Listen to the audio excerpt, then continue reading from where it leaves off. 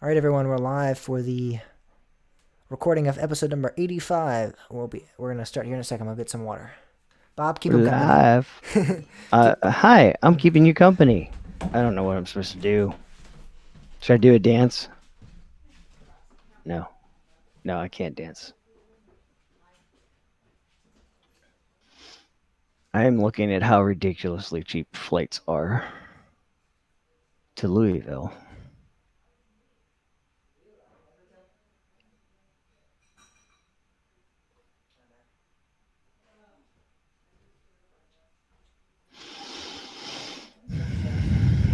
All right, there's people in live chat. You need to talk. Say something. Anybody go to a park? Anybody not go to a park? Anybody look at roller coaster pictures? Anybody listen to Kosher Talk podcast? Anybody listen to Coaster Talk podcast?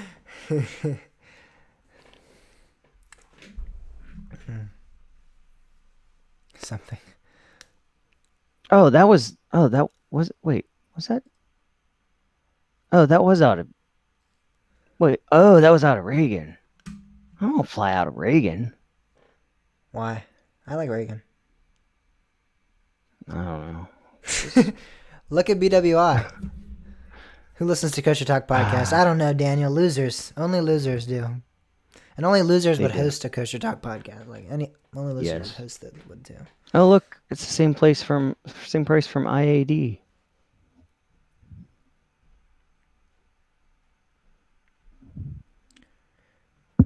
Let me think. What is it? BWI. I don't want to drive to Baltimore. I'm gonna drive to Baltimore, you freak. No. I'm driving from. Nobody wants to. Who wants to drive to Baltimore? It's $53. I would do it. That's Expedia, but still, that's. Priceline.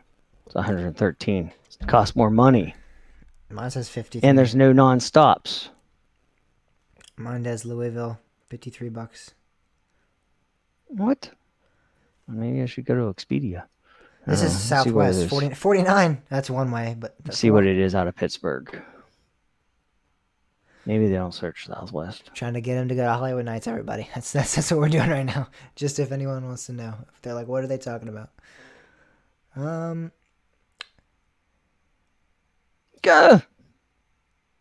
Why is it so expensive to fly out of Pittsburgh? What? Come on, people. 166. This is one way. That's stupid. I mean, I'd like to fly United or American so I can keep, I need to keep my air miles active. Southwest is pretty cool too, though. Southwest is normally cheaper. Flying out of Richmond? Why are you texting me? We're in chat. I know she's going to Richmond. I'm going to BWI. Richmond is really expensive. What the? Richmond is normally way more expensive. Yeah. That's why we don't fly fly out of Richmond. I know, nobody really. We love to fly, and it shows. Who flies Delta too? I know Delta's. That's like a double whammy. The most expensive airline on the most expensive.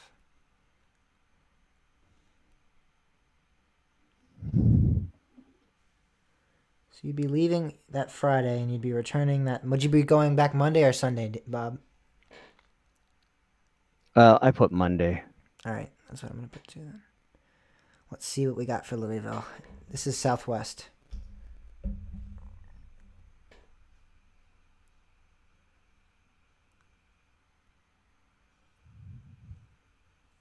This is BWI. $63. One way, $63, and then one way back would be $53. So that's just look at American. That's 115 right there. That's only $115 to fly. That's insanely inexpensive. Oh wait, that's $50. That's one way. This is a 106 round trip United out of Dulles. That's really good too.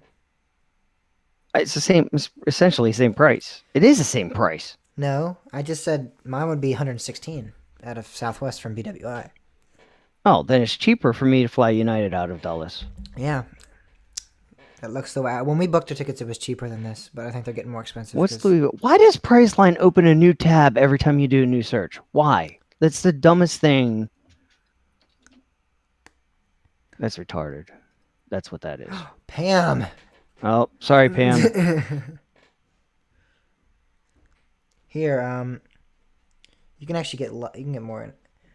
There's 159 and then 49. I'm just searching American Airlines site. So I have one for 108 in Louisville from Does it Baltimore. cost more to book the same flight directly through American Airlines? It's basically the just- same price Southwest, yeah. I could save $10 if I fly out Thursday. Nobody will be there to. Yeah, we were thinking. This is talking we were coasters. We were thinking about going out to. This is talking to getting to coasters. I was gonna I don't fly know. out Thursday night, but then we just decided not to. I don't know why. I would have liked to go Thursday night, but the thing is, I was gonna try to go Kentucky Kingdom Friday, but they're not open. So. I don't know. I can't. I don't know if I can afford this. Let's stop talking about this. There's a lot of decisions to make. That's what I'm here for. Proper Penguin said. Yeah, to talk about coasters. I know. That'd be funny. Let's talk about Kentucky Flyer. It's Louisville. Flying into Louisville. Yeah, That makes you you're gonna be a Kentucky Flyer, Flyer, right? maybe. You're gonna be a Kentucky Flyer. Hopefully, you'll be a Kentucky Flyer. I need my Gatorade. Mediocre my gravity grip family Cable coaster. reach. So you want to? Did you see Merlin's? Did you see Merlin's Mayhem posted on Reddit? I did. I was so. So proud. I was so like, oh my god. I was like, I cannot wait for Bob to hear about this. T3 is awful. He does What? not think so. Nothing wrong with Loves it. T3. He loves it. I like T3.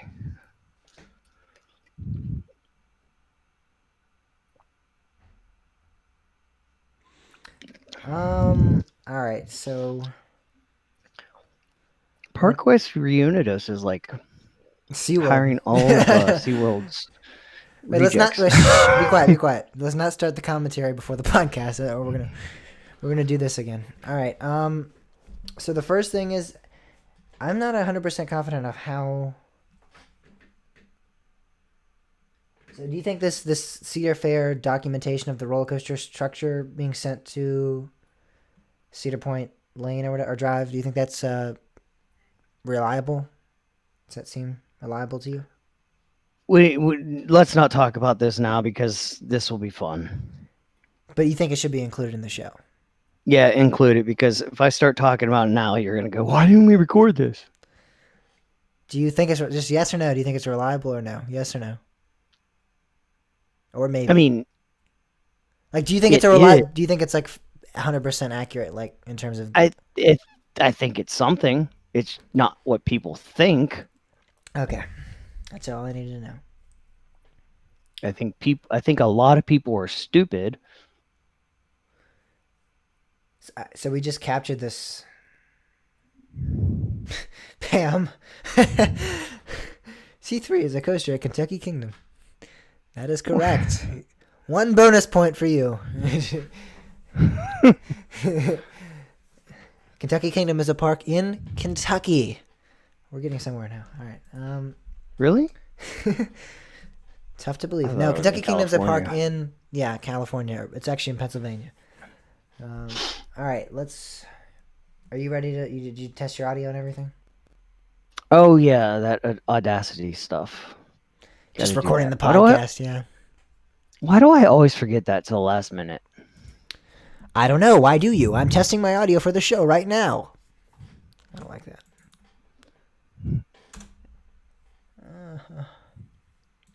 Hello, everybody. Welcome to Coaster Talk Podcast, episode number 85. My name is James Barber. The guy sitting next to me, his name is Bob K. Mertz. He wasn't asking what T3 was. He's the one that started the T3 conversation. Right? I think. T3 is a roller coaster? No, my it's God. not. It's a piece of garbage. That's what it is. It is not a piece of garbage. Yeah. Pam, that just flew right over your head. Whoops. He was saying T3 in response to our conversation, and then you're like, oh, well, I know what T3 is. Mr. Wizard. Sorry. She's going to hit me for that. All right. This is a test of my audio. This is only a test. Am I on the right microphone? Does seem to be, I think. Good. Okay. I'm on the right one. And James made me really angry. That was a little loud, but it's okay. You didn't know what Bobbyland was. Well, what? I said I didn't. You didn't know what Bollywood was. Oh wow! Did you watch this Dollywood footage? I mean, this Dorney Park footage of it flooding. No, I didn't even know that happened. I've been so, dude. There's been so much on my mind, and like I've been going through, like dealing with so much. Like this is my day. I had to deal with Comcast. Okay, that just should explain it right there.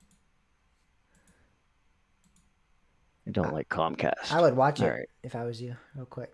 It's pretty. It's just like 7 All seconds. right, I'll get there. Like it really flooded. It isn't like this isn't an over exaggeration.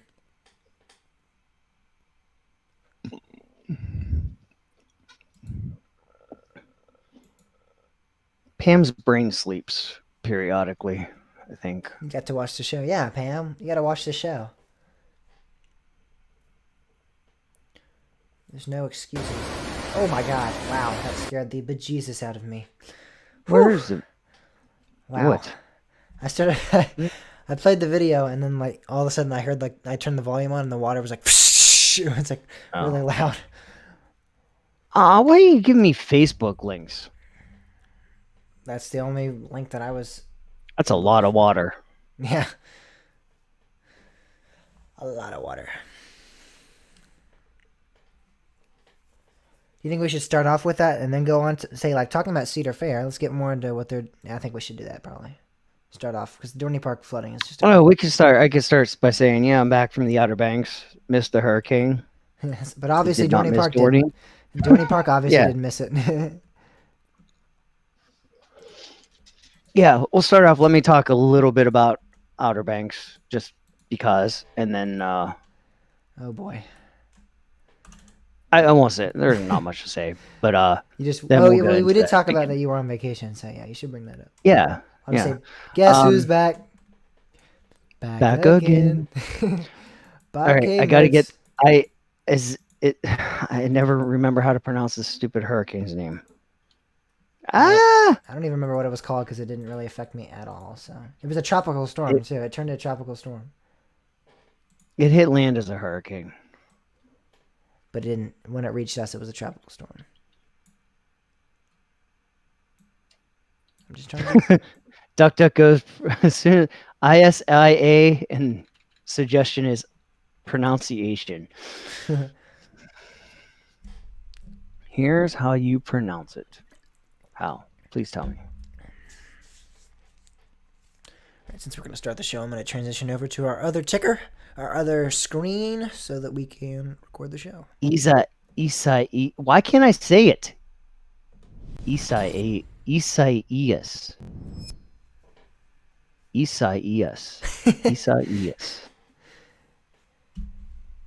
Oh my God.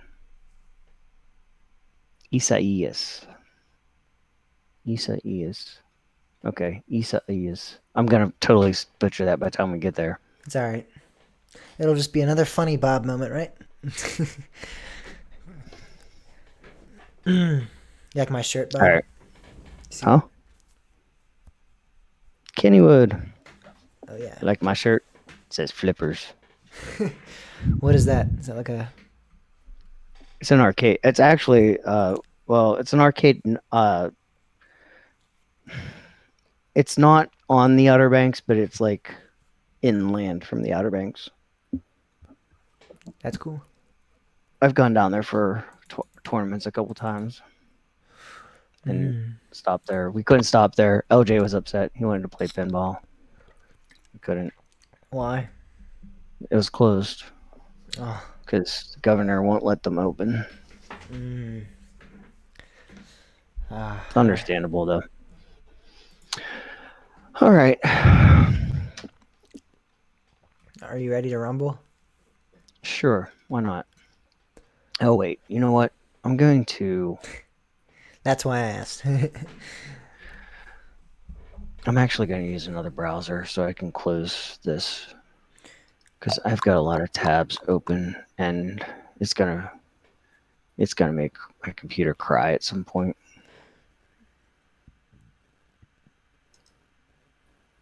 Oh, wait. Then I got to log in. No, I don't want it. Let me just restart my browser. Why are we twins tonight? What are you talking about? Who said that? Pam. Who knows? Wait, what? You have a Kennywood shirt. I have a Kennywood shirt on. You have a Flipper shirt on. Why are you telling me? Oh, I almost lost all my tabs. Oh boy. That would have been very scary. Very disappointing. I don't know where that came from.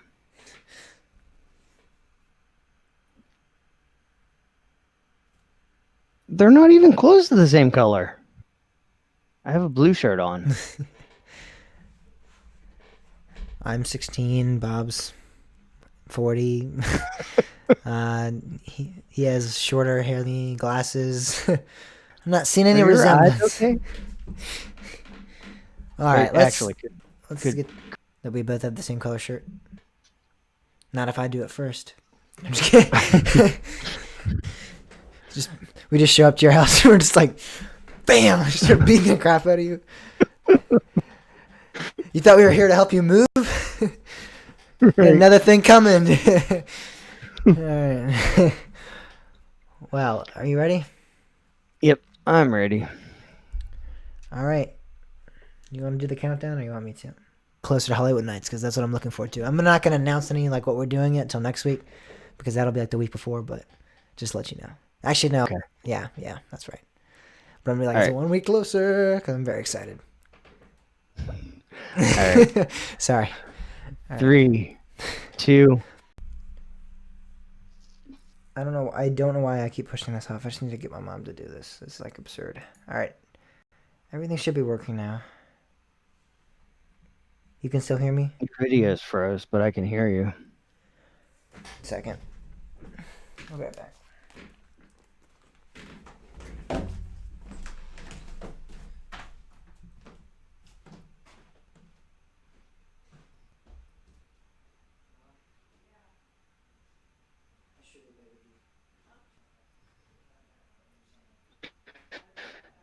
Oh, the internet.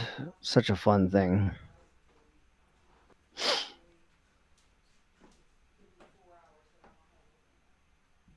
Closer. That makes such difficult. Oh boy. Allah. Is everything? You can still hear me? Huh? I mean, I can hear you. I don't know. Is the stream still going? The stream should still be going. I don't know if it's saying. I don't know what to do. I seriously don't know what to do. Well, so what were you doing? What hotspot? Yeah. But you ran out of data? Apparently, it's saying mobile hotspot allowance.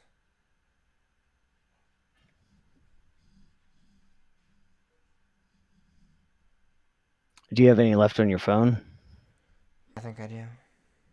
But for some reason, my tablet Wi-Fi works really well. I'm using my phone right now and I can't get on any websites. I'm trying to get on my router thing so I can restart it. I'm unplugged the router so that she's going to try to reset it manually. Probably. That's probably why. Well, if you're connected to your phone, you can't get to the router. I know. Or if I want to. Well, just open all the links. Yeah, that's what I'm doing that. But like, if I want to look something up, like if we're talking about something and I'm like, oh, I don't know. Use your phone. I guess I'll have to. Yeah. I mean, the stream should be working now. Is everything? Let us know in the comments if everything's working well in the chat.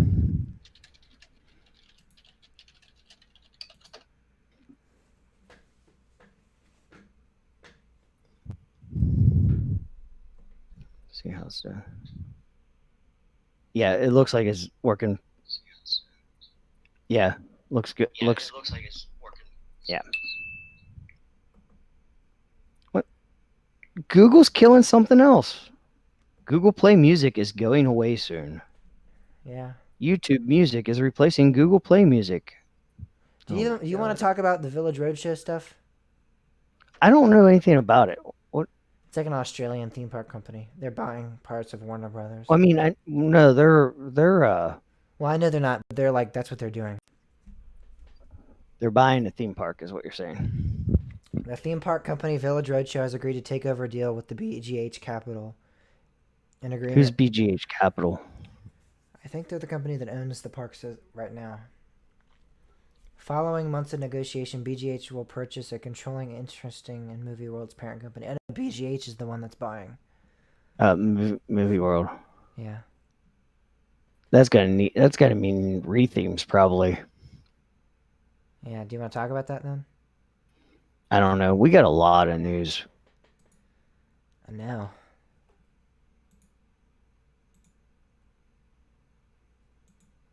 SeaWorld's looking to buy new parks. What's Premier Rides saying? They're not doing IAAPA. Oh, they're not doing IAAPA. Yeah. That's actually maybe. What? Let's. I think maybe we drop Village Roadshow for next and just do it next week. If you want, I don't know. It's up to you. Next week won't really be news, will it? This just came out. I guess it came out last week. Oh my god. Busch Gardens didn't announce they're going to be doing their Halloween event. Yes, they did. Where? Who? Which one? Both of them, or just Tampa? Tampa? They're the full thing. Yep. Oh my god. I think they're not doing. They really are irresponsible. They're not doing haunted houses, but they're doing they're doing like scare zones. Oh well. All right. Let's. Oh, are you still opening links? Yes, I am. You should go old school and just print everything out before we start. then I'll be wasting paper, Bob. Yeah. Killing the trees, man.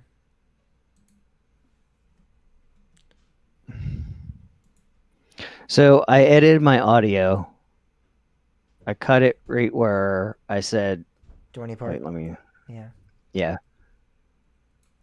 Yeah, that's cool. That's what I was hoping you were gonna do. I said there are some places that are not on the coast that had some issues, like Dorney Park, and then you can take it from there. That did not have any issues, or did have issues? Did have issues. I was about to say. Did not have issues. Yep, Dorney Park didn't have any issues at all. Just 6 feet of water in the park. You know. Just a typical normal day, just getting flooded.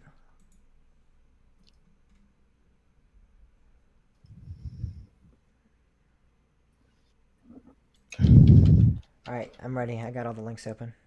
All right, let's do this then. All right, anyone in the chat, please let me know if everything's going well or if anything's buffering or anything. They said it's getting better, so we're good to go. It's getting better. I don't know if that means it's fully better yet. Oh, is it better yet, or is it still getting better? Is it healing itself? Do we need to like get some more power ups or? All right, let's get this out. A mushroom. So what minute are you? What minute mark are you at? I am at 3:19. 3:19. I'm not even at 3:19. Huh? I said I'm not even at 3:19. That's cool. I don't know how you're. I'm at 3:08. Oh, whatever. Let's just go. I'll edit it and post it. Doesn't matter. Yeah. All right. Ready? 3, 2.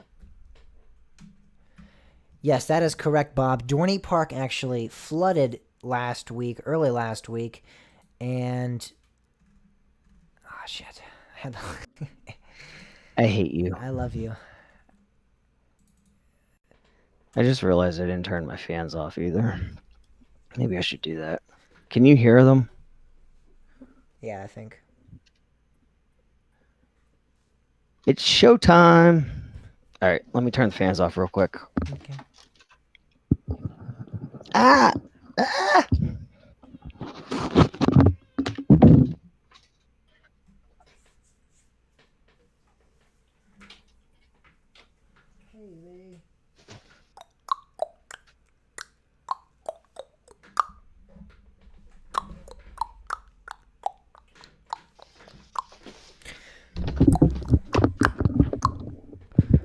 Yes, that is correct, Bob. Dorney Park. All right. Flooded early last week. All right. What? Ready? Just say what I'm gonna say. Okay. 3, 2. Yes, that is correct, Bob. Early last week, Dorney Park flooded due to the aftermath of the passing tropical storm. Fortunately, though, the park was closed on the day that it flooded, and according to the reports from the park, there was no damage or injuries caused by the flooding. Work crews dug in hard and cleaned everything up in time to reopen the park, and it opened up that Thursday. So there was a lot of water in the park. I would say, looking at the videos, maybe 3 or 4 feet of water throughout the entire park and the pathways and everything. It's really interesting. So we do have the link in the show notes. If you want to check out the description of the show, they'll be there. So you can look at this video. It is pretty impressive how much water's in there. And it's impressive even more that they got this out so quickly and were able to open the park the following day. Yeah, I don't think this is... I mean, Dorney definitely isn't Knoebels where they're like, pick crew level. Okay, it flooded. Let's do it. Get it. Okay, we're open tomorrow. But I don't know, like this isn't, I don't know that this is an uncommon thing. It's not typical, but like this has happened before. So I think they probably have some plans in place. Yeah, I'm sure. To deal with this. Mm-hmm. But yeah, it's always an impressive thing to watch, watch parks do this. And it always, the funny thing is it always seems to be smaller parks. And yes, Dorney is part of Cedar Fair, but it like, yeah. And looking they still operate as a smaller park. Yeah, like they always are on top of it more than like the big parks, which is kind of interesting. Mm-hmm, mm-hmm.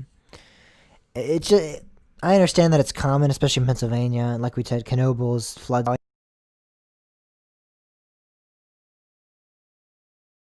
I've been walking on this pathway before, and now there's 4 or 5 foot of water. And it looks almost like a riverbed. It's crazy just to see it and just be like, whoa, that's like I've been walking there before. I've gotten a piece of pizza or a pretzel. I've been walking down that midway before, and now there's 4 or 5 feet of water. It's like the Niagara River almost. Like, I mean, you look at that water, it's like it's pretty rough and everything. So it's pretty crazy to just see that. Could get one of the rapids or one of the boats from the rapids, ride out and ride it down. Exactly. Just ride it down to park. That would be fun. You could. That would be really fun. Ride your boat ride over to Steel Force. Ride your boat ride over to Hydra. that would be awesome. Yeah, definitely one of those rapids ones that like can go against the current too, because I'm telling you, look at the video. That current's going pretty fast down there. Yeah, it is moving. It is moving quite fast there. Probably faster than some of the coasters, honestly. But sticking to Cedar Fair, we're going to move on from that story. That's pretty much the end of that. That's the gist of that. But sticking with Cedar Fair as a company, we have, I guess, captured some billing information, some shipment information from Cedar Fair, and a shipment that they got delivered to their address of 1 Cedar Point Drive, Sandusky, Ohio, United States, 44870. And the commodity, the description of this is roller coaster steel structure. So that's what this is. This is a roller coaster. It's a steel coaster. It's been shipped to their address, 1 Cedar Point Drive in Sandusky, Ohio. And so people are very, very... Here's the thing. sorry to interrupt you, but it's okay. I've been waiting for this moment. When I saw this on Reddit, I was like, yeah, I can't wait for the podcast. Have you ever noticed how Cedar Point could cut down a tree and the whole world goes, oh, they're getting a coaster?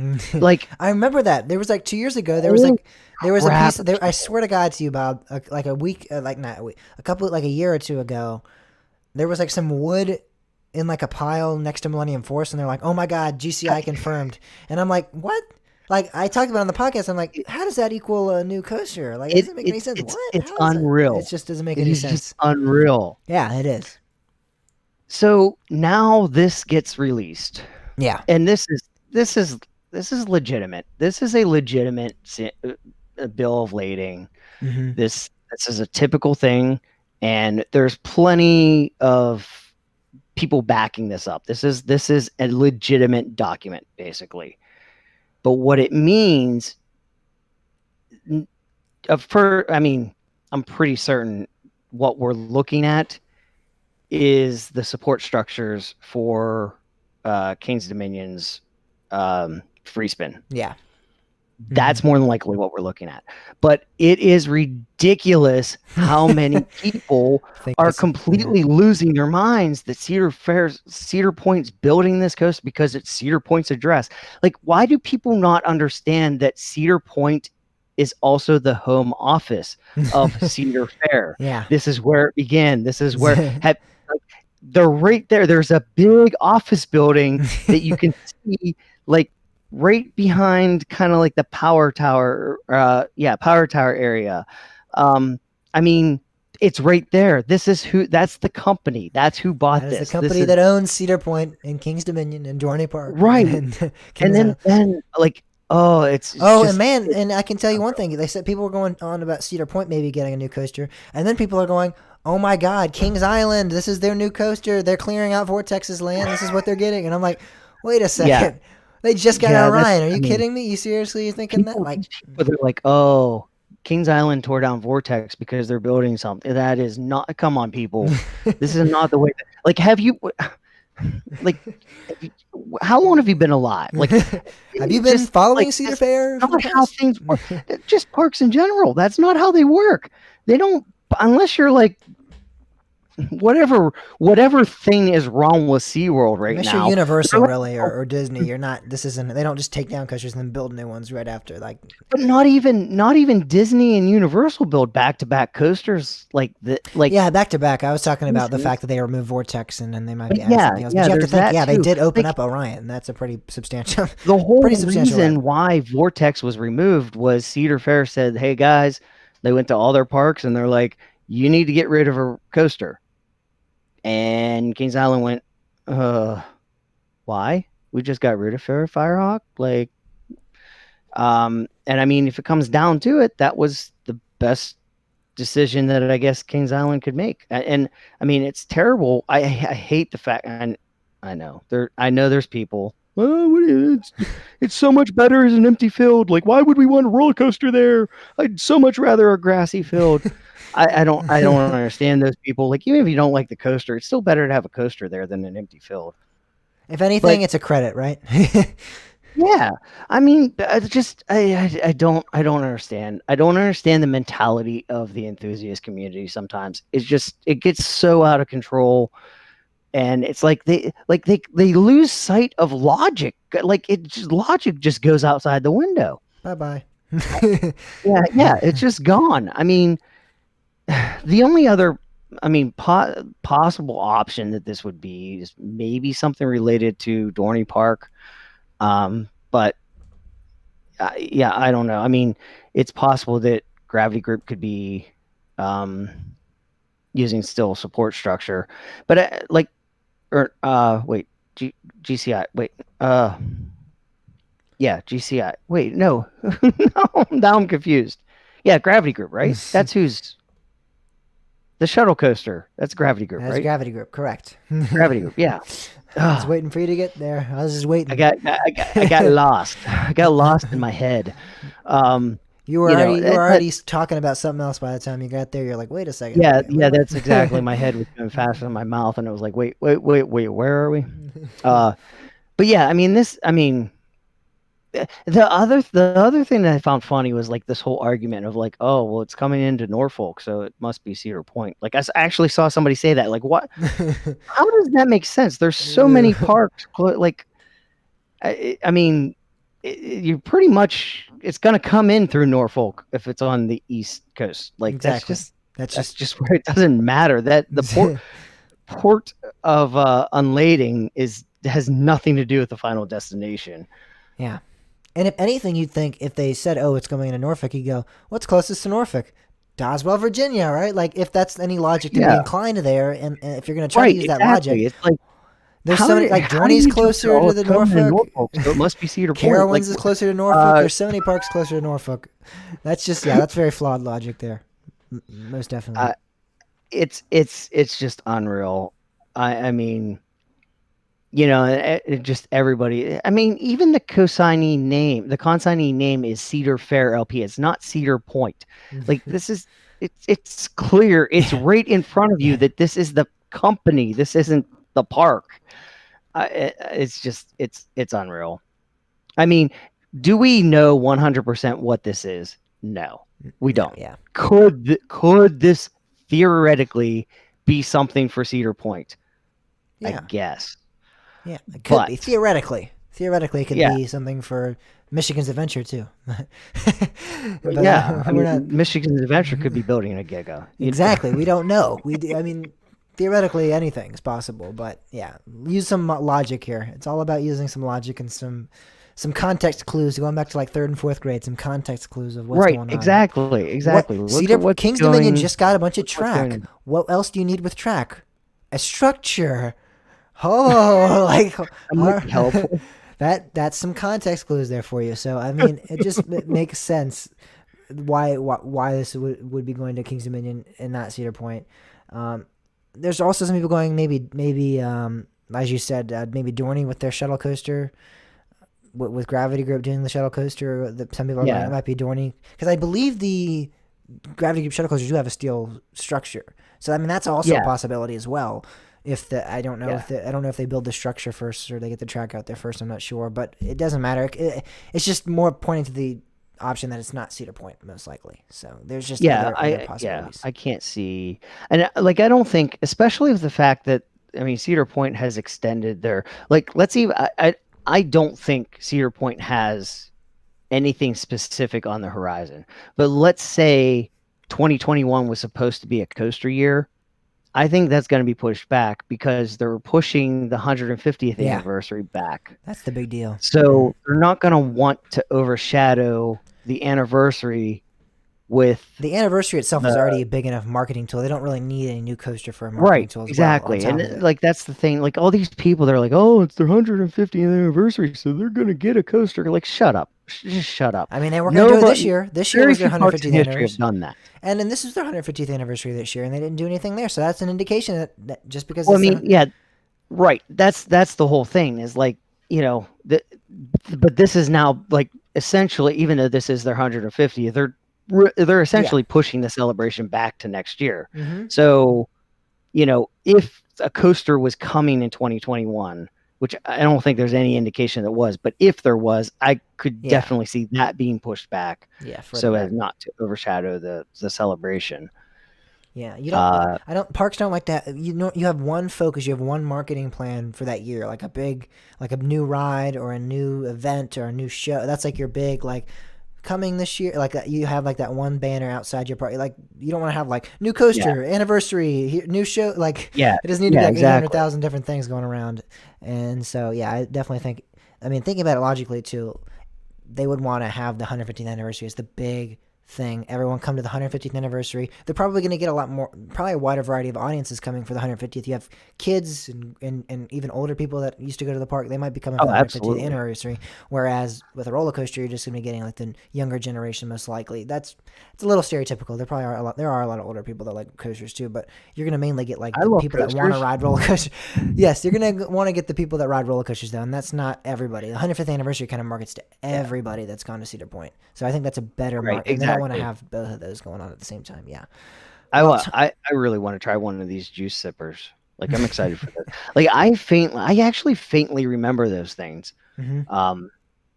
I mean, it's been so long ago, but I actually do faintly remember those. I remember the grape one. I had one of those grape ones, and I probably got it right after visiting the Bernstein Bears.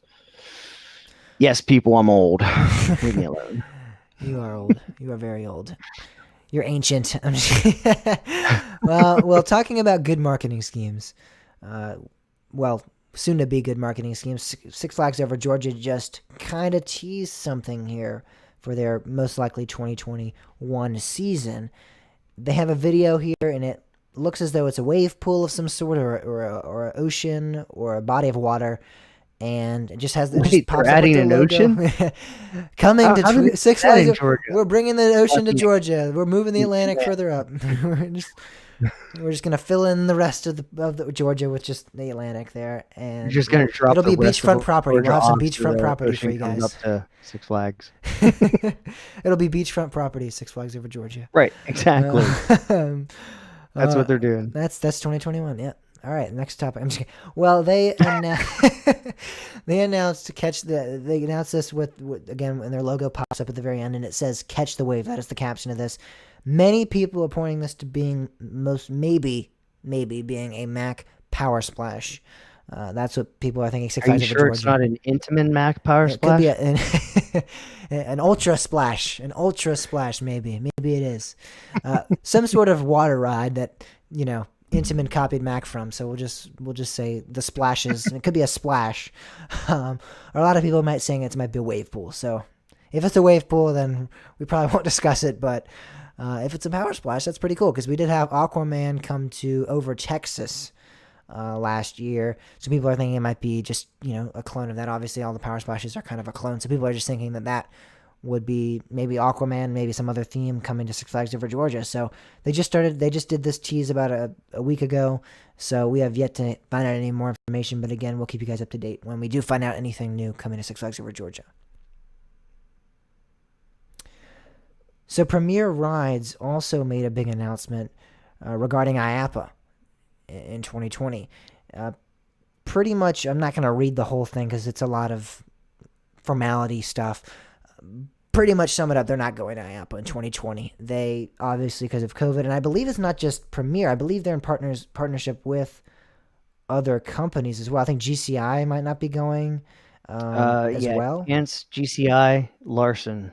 Chance, GCI, and Larson are all not going to be at the IAAPA convention this year, which is it's a pretty big deal. That those are 4 huge manufacturing firms for the amusement industry, and they're not going to be at the amusement industry showcase, the big event that you showcase all your rides and stuff at. So I don't know. Maybe here's something I do really want to read because this is I really like this part.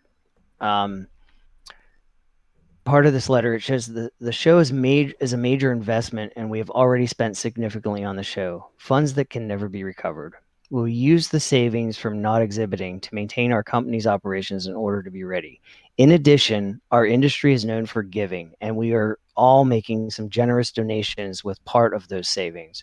We will be giving to Give Kids the World, yes, Doctors Without Borders, and Heart of Florida United Way. And I think that's this is to me now. Granted, I don't go to IAAPA, but I think this. I hate to look at this as a marketing thing, but this is more powerful marketing to me than going to IAAPA, I think, in my eyes. I think this shows companies that are being responsible. That's kind of my feeling of this. I think it's I know what you're saying. I know what you're getting at. I think it's better marketing in terms of it might give your company a good image. But I don't think it's better marketing in terms of getting your rides to parks. I mean, going to IAAPA and showing all the new attractions that you've come up with, all the new ideas, all the innovation that you've come up with, I think is a lot more substantial. But I understand, I think in terms of the public's view of the company, it's definitely showing who the good-hearted companies are and who are really caring about the community and caring about the industry more than just let's sell our rides. But the fact that they're not going to go and they're going to give funds away to charities that they were going to spend on the IAAPA convention, that is show a very good, it sheds a good light on the company. I definitely agree with that. Yeah, I think it's just I think it's a really good move. And I think the other thing is and this is something that I think is kind of being overlooked a lot. People keep looking at parks and saying like, why don't you just open? Why don't you just open? Or why don't you just do this? Or why don't you just do this? The thing that at parks and amusement companies and like all of these companies have to take into account is what happens if there is a major COVID outbreak that gets traced back to your park. That is going to absolutely destroy your image. And to me, I think that the parks that aren't really taking for example, I still think Busch Gardens Tampa is just one of the scariest places to be right now from everything that I've personally seen. And I sometimes I just kind of think, are they realizing like what that would do to their image if something was, I'm not saying it's going to be, because outdoors doesn't, transmit as easily. And there's all this, evidence and stuff. But what if, how bad would that hurt their image if this was the major outbreak? I mean, I think honestly it's the same. I mean, it's not the same, but when parks have like major accidents with one of their rides, and especially when it could have been avoided with like, oh, did you? I think it's kind of similar to that aspect. But I think, I mean, that's why you take those precautions for safety, and you have maintenance inspecting things, and exactly. I don't know. It's interesting, and like I also think that there's a stance here. Like, what if IAAPA becomes? And like this is far fetched. This is absolutely far fetched. I'm not saying if you're planning on going to IAAPA, you're crazy. That is not at all what I'm saying. But what I'm saying is there is always that chance. And if IAAPA were to become this major, you're playing like the devil's advocate a little bit, just playing. Yeah, exactly. That's like, if it was to become that, then, all of those companies are kind of associated with that in a sense. And these four companies are saying, nope, we don't want to take part of that. We don't feel that it's time. Yeah. And I think it is being responsible. I think it's, whether you agree with it, you don't agree with it, whatever. I think these are companies that are doing what they feel is the most responsible thing to do at this time. And I applaud them. I really do. I think this is great for them. And I don't think this is going to hurt them long time. I mean, let's think of it this way. How many companies in general are going to be going to IAAPA and ready to buy rides? Like, this isn't the year that you're going to be selling a lot of rides. Yeah. That's a fair point. There's that angle too. Yeah, that's a fair point. And I'm sure I wouldn't be surprised if IAAPA just gets plain simply canceled, as we get closer. I mean, it's 2 months, 3 months away at this point. So I wouldn't be surprised if they go, we're just not going to hold it this year. But they're kind of getting ahead of the ball and just saying flat out, we're not going, even if it does happen, which I have a feeling it might not, but we'll see about that. But it is a good stance to take right now, especially with the charity aspect. That's a really that's the higher level for me. Yeah, I don't really care if they didn't go or not. Like, if they said we're going or not going, I wouldn't really have any difference of opinion on them, really. But them donating all of their profits, or not their profits, the funds that they were going to utilize to show off rides and attractions at this event, to see them donating that to charities is really where my opinions of these chains is being shifted. Because, yes, they're not going and they think that's the best decision, and, that's respectable, whatever. But it's really, really honorable for them to be donating all of that money that they were going to use. Instead of saying, we're going to use it to help innovate rides, or help do this, or, get new attractions in, or help design, or get new computers, or get new technology. They're like, nope, we're donating it to people who need it, really, especially in these critical times. So that's where my opinion's being truly shifted with these companies. Yeah, and I think that their target organizations need these funds really badly right now Yeah. too. I mean, of course, Give Kids the World has been closed, and they've Hmm. been struggling a little bit. Doctors Without Borders. I mean, obviously, there's a need for that. And of course, I mean, United Way. They're always helping. Um, especially Central Florida. Like Florida, Florida kind of needs a little bit extra too, I think, because they're facing a I don't know if we could call it an epicenter, but it's getting there. Yeah. All right. Well, let's shift away from that again. It is Chance, GCI, Premier, Larson. and Larson who are not going to be attending the IAAPA convention. Let's move up back to Williamsburg, Virginia, and talk about Busch Gardens in Williamsburg. So they've been doing this. This is the responsible park of the two brothers, it seems.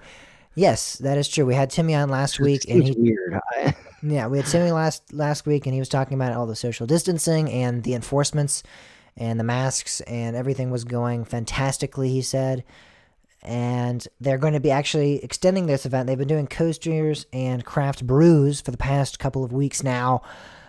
This is their August event that they decided to open up a couple of weeks ago, or last week actually, and they decided to open up half of the park. I believe New France, Ireland, the Wild Reserve, and England are the open areas, Scotland as well, and they're serving craft brews and they're having coasters open. And they actually decided to extend this another week to the 23rd of August. So that is a good sign, I think, 100% for the future of the park. A lot of people are going, oh, are they going to open in the fall? Are they going to open in the winter? I think when I actually watched an interview with Kevin, the park president, he said that they were highly considering an event in fall and winter. So I think that was already in their minds, and I think that them extending it another week kind of shows that they are definitely they have to make some sort of profit off of this event, or I don't know, extending another week seems like something you wouldn't do unless you were feeling confident you are going to be profitable, or if they already are profitable. So I think it's a good sign and a good indication that Williamsburg, Virginians here, Busch Gardens Williamsburg, will be most likely having a fall or winter event. I don't know if it's going to look the same as what we're used to with Howl-O-Scream and Christmastown, but I think there'll be some sort of event going on in fall and winter. Yeah, it's kind of. I think I don't. Well, if they continue the trend and Busch Gardens Williamsburg remains the responsible of the two parks, I expect that we'll see more like decoration type stuff rather than mazes and scares and stuff like that. But I mean, it is a good sign that they're considering extending it. I think I was really kind of questioning this until I had heard Timmy actually say that. Hopefully, I'm getting her name right. Susie Shealy, is that her name? That is her name. Yes. When he said that she was actually directing people, that kind of made me realize that I think what they might be doing is actually using executives that are already on salary. I mean, one of the biggest problems that you have is you're going to be paying hourly employees to operate things, and then you need to bring in enough money to pay them, pay the operating costs, pay the insurance, pay all these various things. Yeah. And if the executives are actually, jumping in and actually doing the actual work at the park, then that certainly opens up a lot more possibilities, I think. I know he said that there were a lot of executives kind of standing off to the side and like talking and discussing things, but he did say that Susie Shealy was in like full, like the garb, like a apron and like a hairnet and everything. She was out there directing people at the Trapper Smokehouse, I believe, is where he said she was at, and directing people into the restaurant and everything like that. So that's pretty awesome to hear.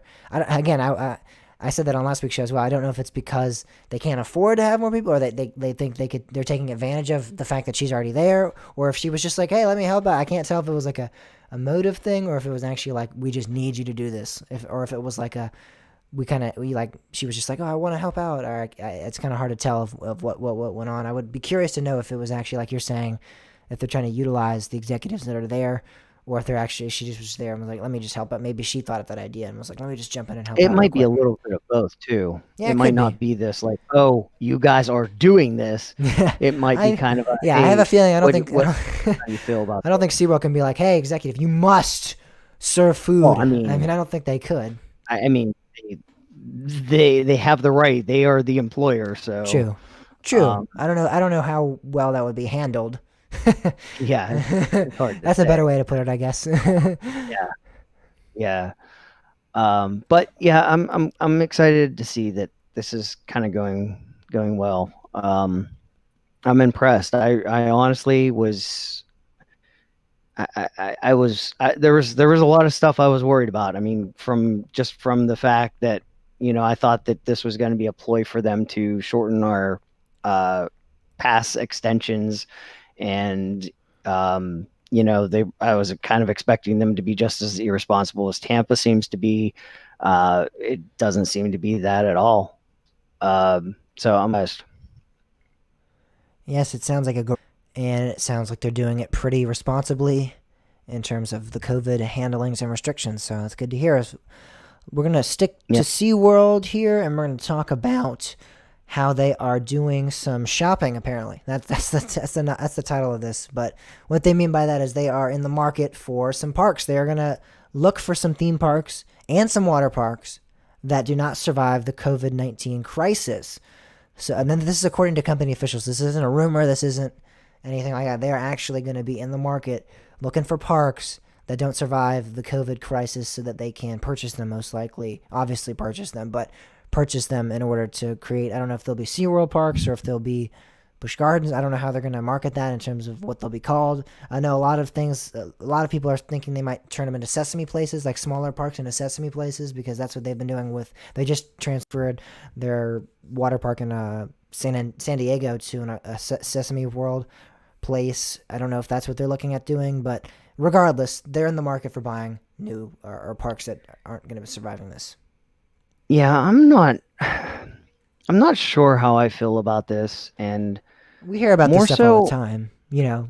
Parks are always looking in the market, so maybe this is just something that they do all the time. I don't know, because SeaWorld was going to be bought by Six Flags. There's been all these weird rumors all the time. So there's. I mean, this is a little bit more of a practical rumor. Yeah, I guess you could say it is. Mm-hmm. But first of all, here's one thing I want to say up front. As soon as I saw this posted to Reddit, everybody was like, "Oh, SeaWorld, please buy this. SeaWorld, please buy this. SeaWorld, please buy this." They would be like, people, slow down. You need to understand what you're asking. I mean, yes, there are candidates, and yes, there might be some big advantages to SeaWorld owning your local small park, but there are going to be a lot of disadvantages too. And you don't know where it's going to go. You don't know if it's going to be a good thing or a bad thing. So just pump the brakes on getting excited about SeaWorld buying a park, because you just don't know. And the other thing is I don't know. I'm so mixed. I just have such mixed emotions about SeaWorld right now. That I don't know. I find myself questioning their motives on this. I don't know. I mean, I would love to see SeaWorld Ohio again, or Busch Gardens Ohio, or something like that. Mm-hmm. But there's also that I don't really know what SeaWorld's doing, and if what they're going to what their plans are is actually going to last long term, because in the public eye, they've been doing a lot of things that, especially with COVID, that have kind of it's especially made me look and say, wait, you're not really doing what the responsible thing is. And I'm of this. I like independent parks, and the thing with independent parks is they watch they watch their books, they make sure the budget works, and they make sure they're making enough money to survive. Yeah.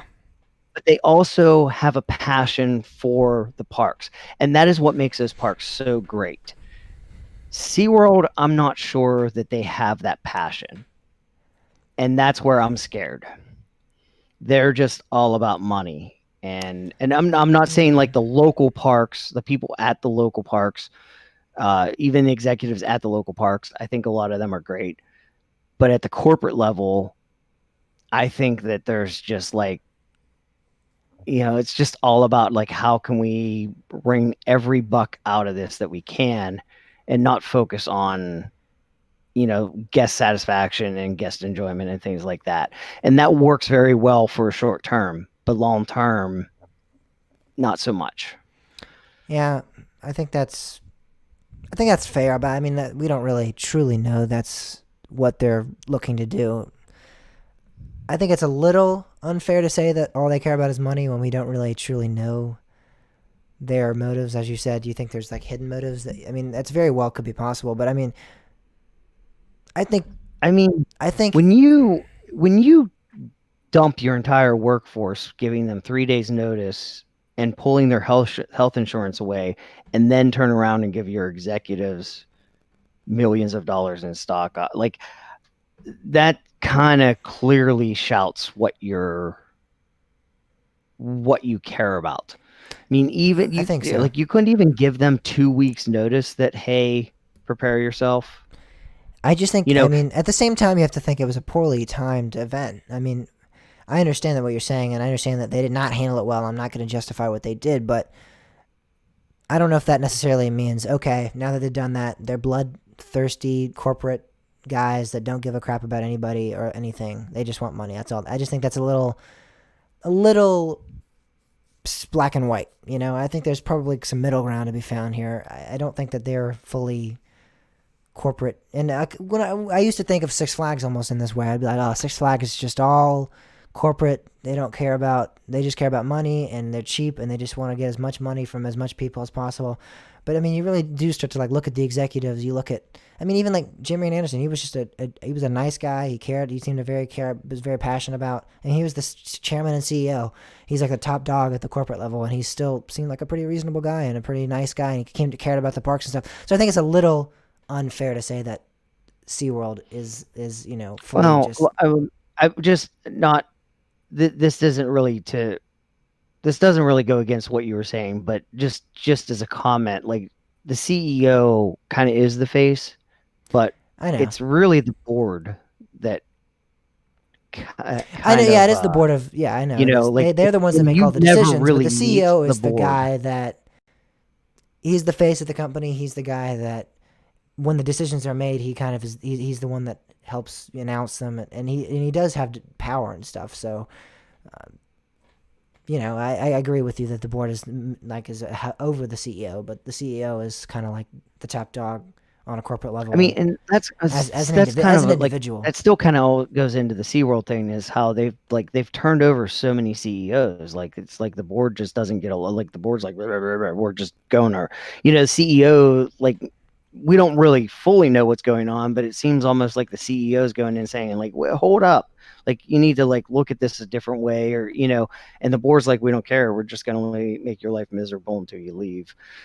There's a lot of questions about what went on with all of those situations, and I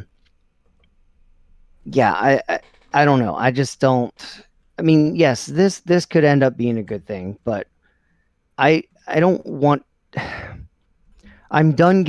Me personally, I'm done getting excited about corporations buying small parks, because that's the soul of the industry. Those small parks are the soul. I agree with you, but I think what's going to happen is they're looking for parks that don't survive. So it's almost like either we lose the parks fully, like they're not going out and buying parks that are going to be doing well off.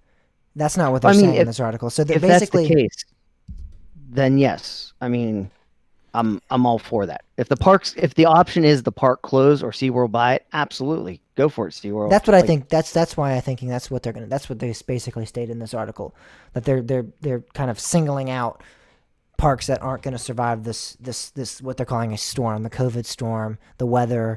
See, I guess that's my question though, is like, what do they consider? Like, are they going to make a move on parks that they? I'm sure they're just going to talk to. I don't think that one's going to make it. So I think they're just going to be in negotiation and go, "Are you guys doing well? You guys have the availability? Are you guys to continue operating?" Or I think that's going to be kind of the thing is, and then there might be a chance that one might go no, but they might be like, "Oh, we really want your park still. Here's an offer." But I think what they're going to try to do, hopefully, I don't know. I'm not the board. I'm not the CEO. I don't know what's going on there. But my guess would be that they're just going to, again, get negotiations with park that they would presume might not be able to make it. And they're going to ask them if they're going to be able to make it. And then if they truly want that park, they might still make an offer. But regardless of whether the park goes, we can make it or not, I think they're still going to maybe try to make an offer. But I don't think it's going to be them just saying. That's the thing. Like, I don't think they're going to be saying. I don't think they're just going to be like, "Oh, Knoebels, let me buy you." Oh, whatever. I don't think it's just going to be like them buying whatever park they feel like. I think they definitely are going to look at parks that they think have a chance of not making it. Maybe parks that shut down for 2020 that aren't able to operate and then, might not be able to come back in 2021. That might be where they start off or where they're looking at. I think that might be like the most logical explanation for what they're doing. Yeah, but on the other hand, those parks that shut down did so as a plan to. Yeah, but there's a chance. Survive. There's a very big chance that with everything that's going on, I mean, I know that they might think like, "Oh, we can make it," but there's a chance. I think financially now they're in an awful situation. There's a chance that they might not be able to reopen. I mean, there's been situations where parks have closed down. Fair's not going to make it. I mean, let's be realistic. There's a chance. I mean, yes, but I mean, right, and that's. I mean, again, we're talking hypotheticals, but I'm talking about if you. Especially during this crisis, they weren't planning on closing for the 2020 season. They might think it's the best decision, but that doesn't mean that they're going to be financially capable of reopening. They just think that they wouldn't be able to financially open in 2020. That doesn't necessarily mean that they can think they're going to be able to open in 2021. That just means that, hey, in 2020, we know we can't open. So technically speaking, they could still not be capable of opening in 2021. Because this isn't something they didn't have a plan planned out. They didn't have a. They weren't like, here's the plan pandemic. Thinking what? You're reading into their motives, but not SeaWorld. I'm reading into their motives but what you're doing is you're generalizing an entire park chain and saying they're all bloodthirsty corporate freaks. I'm just saying that logically speaking, they couldn't open in 2020. I'm not saying that, they didn't open in 2020 because they're. I know you're not saying that. That was an exaggeration. I'm not saying an exaggeration. People are bloodthirsty. The board of directors, they're all. I'm not going to turn this into psychology talk, but there is mechanism in the brain that when you have a group of people, they act as a separate entity rather than the individual. All right. And it's that mix. That's what I'm saying. Possessed by the devil. They're possessed by the devil and SeaWorld. No, it's not. Like, I'm just kidding. I know. All right. Well, I just think that they're going to start maybe with, again, I think that would be my most logical explanation for what they're doing is maybe looking into the parks that aren't opening in 2020 because, I mean, again, I think that it's a reasonable, again, I don't think they had a pandemic planned out. So yes, you're saying that their plan was to close in 2020 so that they could open in 2021. But I think that they might have just said, hey, crap, we can't open in 2020. So let's shoot for 2021, but we don't know. It's still up in the air. I'm sure they're not like, yes, we're opening in 2021. It's confident we're doing it. Or they would have just said like, we'll come back in 2021. They're just like, we're closed for 2020 because we can't financially be open. So I think SeaWorld might go to them and go, hey, can you guys open, yes or no, in 2021? And then if they say no, they're going to be like, all right, we'll buy you. And if they say yes, they might still go. They still might go, hey, we'll buy you still. But, I mean, I don't know. I just think that that's what they're going to try to do. I think they have I don't think they have an intention of just buying all these family-owned parks and they're just like, let's just corporate everything. Part of their motive is we can get a cheap park. Yes, but I think, like what they've said in the article, they're going to go for parks that they actually think cannot financially. I mean, again, they have people that do this for a living. They're really cheap. They have financial exactly, but that's a smart plan. Hey, okay, and you're saying they have the financial liquidity. That's what to me that's kind of what bugs me is because they have that liquidity because they screwed their employees over. I don't think they screwed him over, Bob. I think when you're in that situation, in order to be profitable as a company, they had to do it. I'm not saying, and I'm not justifying how they did it, but I mean, they had to do what they did. I think they felt they had to do what they did as a company. I don't think it was like yes, let's screw everyone over. Woo, yeah, like let's make all this money and give it to the executives.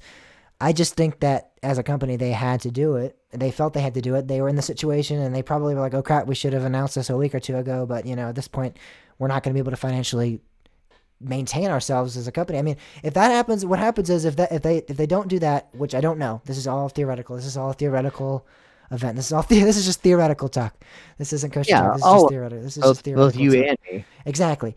What happens if they don't announce that and they don't get rid of all their employees and they do try to financially support them for a while, and then they run out of money down the line? I mean, obviously they're not going to run out of money automatically. They're not just going to be like, oh crap, we're out of money now because we paid our employees. But eventually that could lead to, since they are having decline in numbers in terms of stocks and everything like that, if they did end up having them on for 2 or 3 weeks more, and that did end up leading them to a place where they had to go bankruptcy or okay. I mean, it just, this is my, I want to make this clear because I don't want to, I don't want to sound like I'm completely forgetting that. We're never going to get done. We're still in amusement industry news, guys. Yeah, we are going long tonight. I completely understand the need to lay off employees. Yeah, I know. I don't fault them for that. I know. I fault the way they handled that. I agree. I fault that too. Like, I fault that too. That's just, I mean, how they did it was terrible. Especially when they were kind of setting themselves up to have like. But I don't think the intention was, let's screw everyone over. Like, this is our goal. Like, SeaWorld Entertainment, we screw them. I don't think that's like that's not their tagline. That's not what they were going for. Nobody's gonna say that. I'm sure there was an actual reason for them to do that. Yeah, how they did. I'm not saying it's a good reason. I'm not saying that they should have done it like that. But I'm sure they were just sitting around there like 2 weeks before, and they're like, okay, in like a week and a half, let's just announce randomly that we're gonna let all of our employees and everyone will be screwed. I just can't imagine that's how they would want to do that, because, I mean, what motives that send your employees? Their employees aren't going to want to come back, and now that they've all come back still, I mean, a lot of employees are still back at the parks now because Tampa and SeaWorld Orlando and everything are fully operational. So, I mean, I don't know. I just don't think that was I don't think this is as black and white as like they're just corporate bloodsuckers, or they're not. I think there probably are some on the board. I'm not saying it's to that level. I know, but I'm just saying they tend to do things that aren't. I mean, just the way that, like, even just their guests, the way us pass holders have felt, the way that they've kind of treated people, that's what worries me, is because it feels like they don't really care. That's what it feels like to a lot of people. Mm-hmm. And that's, a lot of times that's a good sense. It's not just me. If this was just me that said, you know what, I kind of feel taken advantage of by SeaWorld. Yeah, I feel the same way. I mean, the majority of pass holders feel that SeaWorld's taken advantage of them. So, it's just a lot of those little things you just put together, and I just kind of have this feeling. It just kind of concerns me. It just has me concerned. I understand that, and again, I think they've done some good and some bad. I think that's how you're going to expect from every kind of company. That's just kind of how it goes. I don't think there's any. I mean, we've talked about Cedar Fair in the past. We talked about Six Flags. Every park chain, any company in general is going to have some skeletons in their closet. They're going to do something bad. They're going to do something that upsets the public. Of course. And I know you know that. I'm just saying that. I think that's how SeaWorld is. I don't think of them as like this different, just cold, soulless kind of company. And I know you're not saying that again, but I know that that's kind of, in this theoretical sense, that's kind of what we're kind of going against each other in that kind of theoretical, hypothetical battle. But yes, that's what's going on with SeaWorld. We just went on a humongous rant there. Yeah, we were well overdue for a SeaWorld rant. We were. And it was a good time for a little bit of a debate too. We haven't had a good long debate in a while, so I'm sure people are excited about that. They enjoyed that a little bit. We might get into one later. I don't know. There might be some. I don't know what's in. I haven't looked further in the rundown yet, but there might be another one. Who knows? So that is what's going on with SeaWorld. Talking again, kind of sticking on track with SeaWorld actually. Sticking on another SeaWorld. Where are all the SeaWorld people going? SeaWorld Entertainment. Yeah. Before coming to Kennywood, we have a SeaWorld park president, a previous SeaWorld park president, SeaWorld Orlando park president. So before coming to Kennywood, he served at SeaWorld Orlando.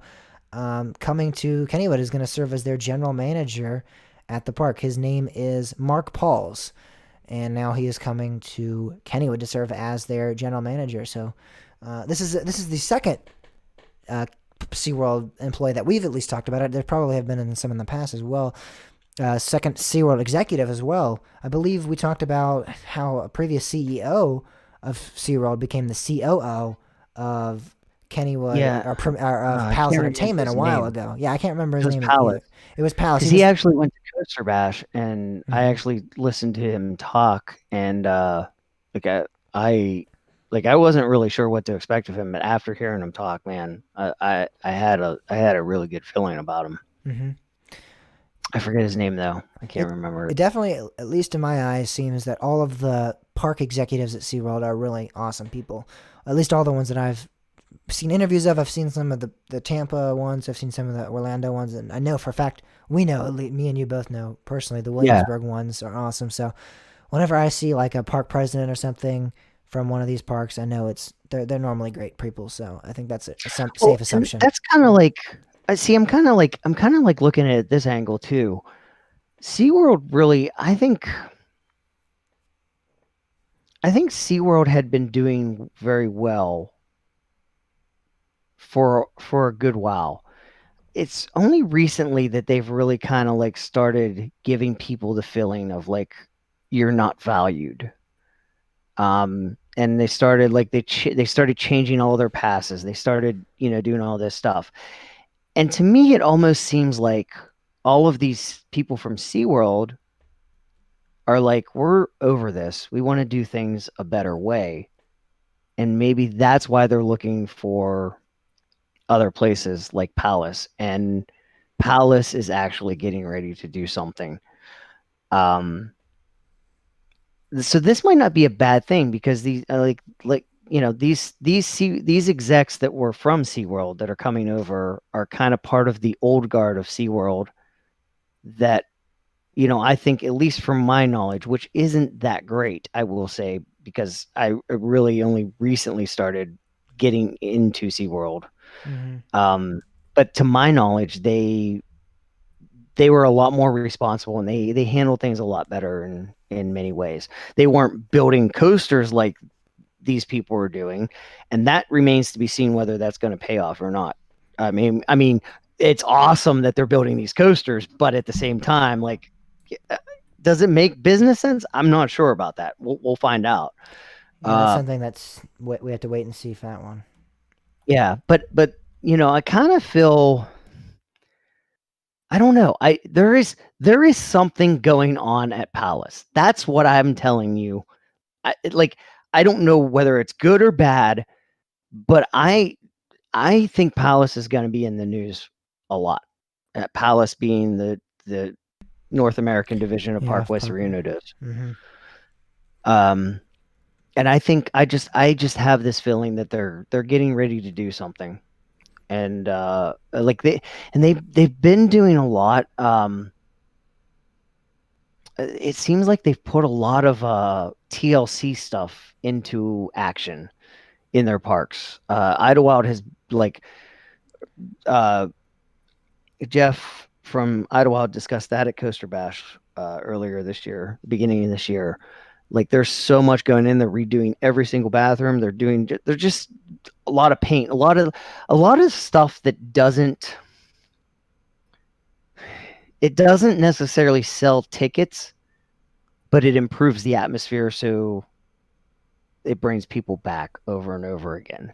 And I think that that's a good focus to have. And I like that. And I actually feel pretty good about this. Indeed. When it's weird, because I look at this at face value, and I feel like this should be something I should be scared of, but I actually feel good about it. Yeah, I mean, it is going to be interesting. Palace has been making a lot of different moves. It's almost like they're getting their cards together, and they're getting ready to draw out something cool, something big. Yeah. It definitely seems that way. They've been recruiting some new people, and I mean, like we also talked about how they were building like this new office in near Kennywood, like a new large chapter of their business is now going to be right in Pittsburgh. So that was big news as well. And so yeah, I definitely think something's up. They're doing something. I don't know what. Again, I don't know if it's big. I don't know if it's small. I don't know if it's big. I don't know if it's awesome. I don't know if it's gonna be bad. We don't know. That's yet to be seen. But I definitely agree with you there. That definitely seems like we both have kind of like a little bit of a hunch now because they've been making so many moves. It seems Palace has like been subtly in the news. There's never anything like in your face. Like SeaWorld will be like, we're doing this, and Cedar Fair will be like, we're doing that, and Six Flags like, we're doing this, and then Palace has just been like, we're getting this new guy over here. We're getting this new guy over here. We're getting this new chapter over in Pittsburgh. We're doing like, it's all like these subtle behind the scenes kind of like things going on. There's something I keep going back to because there's a lot of times where I'm like, I wonder if Palace and Parkways is really taking into account Kennywood's history and like that family park feel. Mm-hmm. And I keep going back to when the families were actually selling Kennywood, it was like they were very specific on who they were going to sell to, and they chose Palace. And I think that I don't know, that kind of gives me a little bit of reassurance. I think that will be key. Palace has a lot of parks like Kennywood and Lake Compounce and Idlewild and Dutch Wonderland. Well, yeah, Idlewild. Yeah, there's also like there's a lot I can't of water remember parks. the name. Wet and Wild, I think. Yeah, Wet and Wild. Yeah, but there's a park in I think in California that's kind of like one of those. I think it's called SeaWorld. I think it might be called SeaWorld. I think it's like sea and then space world. I think that might be it. I'm not sure. I can't remember. But yeah, regardless. Yeah, regardless, they have a lot of parks that have that small park feel, and as long as Palace can keep that, I think they'll be okay. Well, good news for you. They need to focus on that. Good news for you. The Mark Pauls did have a statement, and he said it's easy to see how important maintaining tradition is for Kennywood as an old park with so many historic rides. I look forward to learning more from our team members and guests about Kennywood and how we build its history to create an exciting future. So I know that's kind of a blanket news. I'm obviously going to say what the public wants to hear kind of thing, but I think it's good to hear. That's kind of some reassurance as well that he understands the importance of the history and he wants to build on that and create an exciting future. He also said, and I know that these make you happy, that his top priority right now is overseeing the new health and safety measures put in place by the park in response to COVID. So that's his top. Yeah, I'll tell you this. Of all the parks that I've been to, Dutch Wonderland, hands down, had the best protocols in place. And those are identical to Kennywood. And everything I've seen from Kennywood has been just really, really phenomenal. Mm-hmm. And I give them a lot of props for what they're doing. And I hope they continue that. Indeed. Kennywood is a great park. And the other thing I really hope that they do something about their season passes and they start using a little more logic with their passes. Because I'll tell you, that's the one thing that Palace doesn't have right. They don't understand what a season pass should be. And that's the one park that I don't feel like, well, SeaWorld aside and the COVID stuff, Palace is the one, like Kennywood. I've been a season pass holder from Kennywood for 2 different years, and I just felt like they just didn't value that. They didn't value that, me being a member.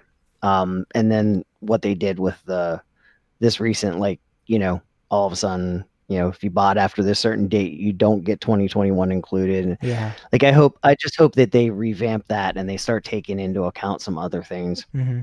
I really wish they had a multi-park, chain wide. Yeah. Mm-hmm. The PA pass was good. I mean, it didn't make sense for me because Kennywood is really the only park that I would go to multiple times. But for those with kids, that Dutch Wonderland and Idlewild are great parks. Like that, that was a great option. But why couldn't it include Lake Compounce as well? Yeah. Yeah. That's the one thing I'm hoping. But that aside, I feel pretty good, and I'm excited to see what happens. Something's gonna happen. I don't know what, but Yeah, I'm excited for it. something. All right, so we're moving away from SeaWorld finally, but we are sticking in Pennsylvania. You go closer to central Pennsylvania, and you're gonna find Knoebels Amusement Park, and Maybe we, maybe you find it maybe you if might. you really know where you're going. And you're driving through the mountains, and all of a sudden there's just this park, and and then you just get to walk on in. You're like, wait, is there a ticket booth? Is there? Where am I going? And then just walk on in.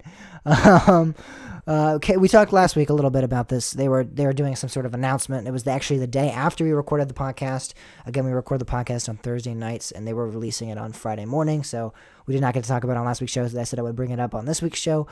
Knoebels ended up announcing that they are going to be getting a new season of fun, which is some Christmas events. So a Christmas event called, I guess it's called the Joy Through the Grove. That's what it's called. And it's a drive-through Christmas lights display. So it wasn't, a lot of people were thinking that might be Phoenix reopening, or not Phoenix, excuse me, Flying Turns reopening or Impulse reopening. But it's not that. It is a new Christmas event, which is awesome as well. And I'm sure that this is because of COVID. I would expect next year maybe to see maybe a walk-through Christmas event if everything's back to normal per se. I would say that maybe they'll do some sort of like Joy Through the Grove, and it might be an actual, like, they might actually have rides and stuff open, and you walk around and actually do an event at Knoebels. I don't know. Maybe they'll continue to do the drive-through. But Yeah, I don't know. Because if you remember when Buddy Knoebel gave us a ride back to our car, yes, he actually said that they did a Christmas event for a while, and they just couldn't make a go at it. Nobody came to it. It just wasn't popular at all. Yeah, I do remember. And he said they really had no interest in bringing that back. Now this, he lied to us. I'm just kidding. Well, I know. This certainly isn't that. Yeah, I know. But I think this is definitely them brainstorming and saying, hey, we lost the first part of our season. How can we extend our income season? And I think this is a great idea that could actually benefit. Like it really could help them out, as well as being something pretty spectacular.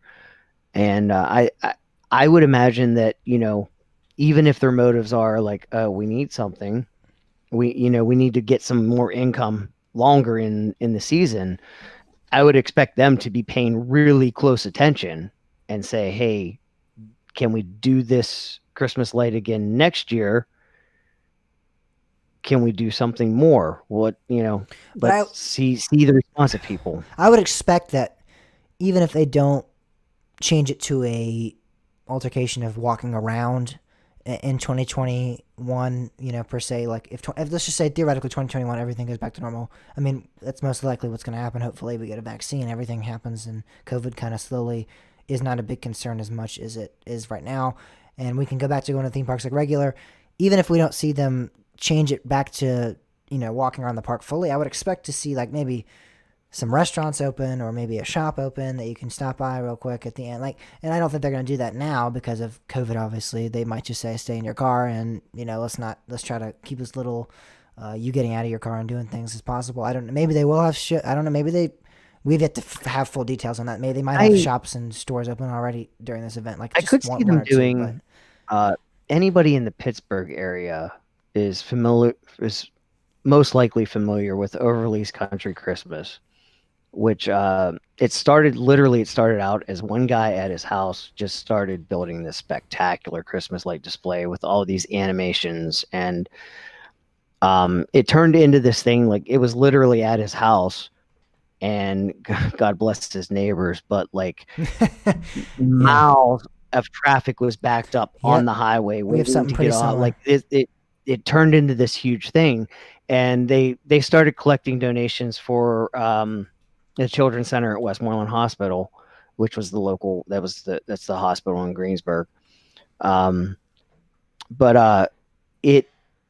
when Mr. Overly was getting old, I'm pretty sure he's passed away by now, but maybe not. I really am not sure. Okay. But when he basically got to be too old to continue setting up this display, it basically became a thing that they did. They actually did it 1 year. The first year that it wasn't at his house, they actually did it at Idlewild. They set everything up at Idlewild, and you drove through Idlewild. And then at the end of it, they had a campfire. Yeah. Yes. And a little shop open. Yeah, that's what I was thinking. But then after that, they moved to the Westmoreland County Fairgrounds. And now it's like a circle. And then as you circle around, you drive through the whole display. But as you circle and come out, there's a parking lot there. And if you want, you can stop. You park and you go into the middle of this whole display, and they have like sleigh rides, campfires. They sell hot chocolate. Yes. All kinds. There's a similar thing that goes down here, actually, in the state fairgrounds right next to Kings Dominion. So this is in Ashland, Virginia, Doswell, Virginia, in that area. There's the state fairgrounds there, and they have a huge light display that you drive around in, and they have it synced to music in your car, and it syncs up, and the lights are flashing and everything. It's awesome. And at the end, there's actually this big, it's called the Meadow Events Farm Bureau, event building, and you go in there, and they have different, they'll have toy trains, and they'll have Santa in there, and they'll have hot cocoa and things like that, and merchandise. And then there's actually a little bit further back, I believe there's some sort of garden that you can go in and see cool flowers and things like that. So there's I think it's like an indoor garden. So there's just cool things like that. So I was just thinking maybe Knoebels would do something of that aspect. I know when we finished up Phoenix Fall Fun Fest, for example, they had that big campfire, and we all had s'mores, and everything was all. So I was thinking maybe something along the lines of maybe something like that. But I don't know if they'll do that during this. I don't know if they may even do it this year. Who knows? They might. They might be able to do a socially distant campfire, yeah. But I don't know. We'll have to see. That's something that I think we'll have to see. I'm just curious to see if my big curious, because I don't want to go to, the reason I would want to go to Knoebels for a Christmas event is I would love to go to Knoebels during Christmas, trust me. But I don't want to go if none of the rides are open. I don't want to go if there's nothing going on except driving around the park. For me, it's quite a commute. It's about 6 or 5 hours away from my house. So I would love to go to this Christmas event, but it's kind of like it's getting to the point where it's kind of like it's not worth it just to drive around in the park. If it was 3 or 4, maybe might consider it possibly, because I do want to support my independent parks, but that's just at that point it's becoming it's pretty big hassle for me to have to get up there. And you might have heard I'm moving to West Virginia. Yeah. So you come up, stay the night. We could go up, because I'm definitely intending on going up there. Maybe we'll do that. Maybe that'll be we'll do a podcast, and if they have a socially distant campfire, we'll set up the podcast and we'll do a live podcast from Knoebels. Well, that's something I'm excited to see if they're gonna make this an actual walk-through park event and have the rides open in 2021, or if this is gonna continue to be a driving event. It very well could be either or. I don't know, but that is about it for this amusement industry news portion of the show.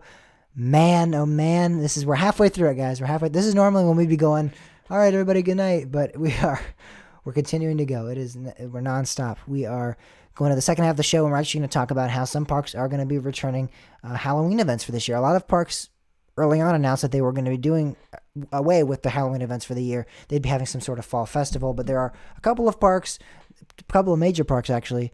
We're going to talk about when we get back from the end from this break, that actually announced that they're going to continue doing their Halloween events, and we're going to talk about that all after this break. I did not like that at all. I feel like I said break like twice.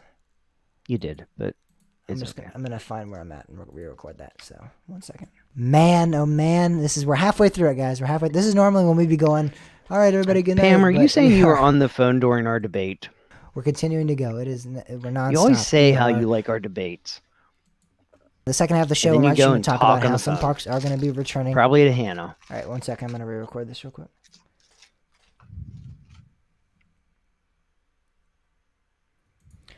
We're going to take a quick little break because, again, we're halfway through the show. And I already said that. I literally just said that. I'm not going to say it again.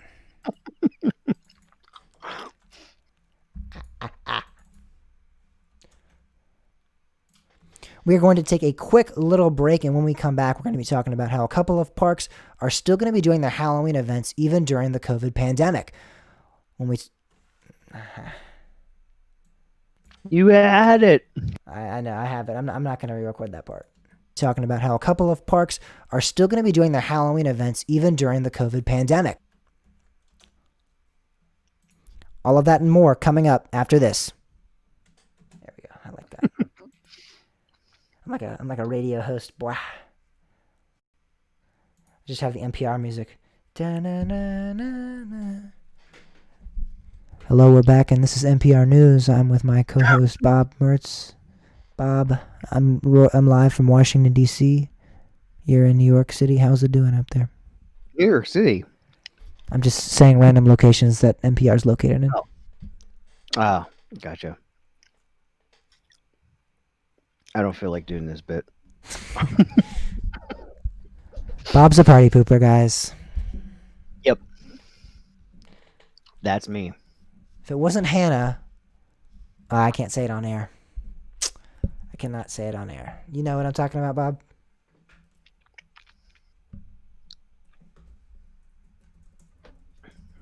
I don't, actually. I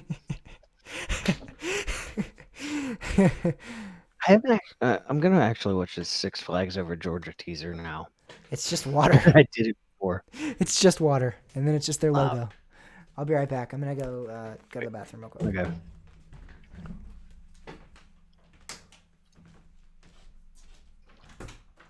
That's officially the dumbest teaser I've seen.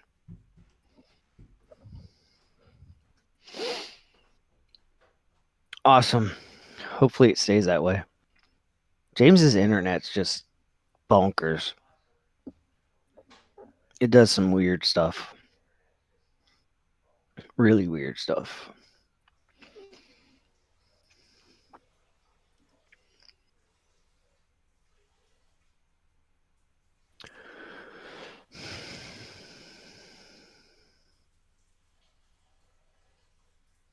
What? Apple removed Fortnite.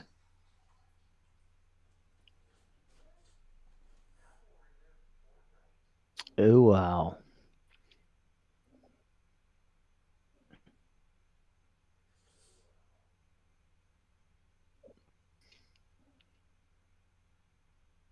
How's James talking? He's not even at his computer.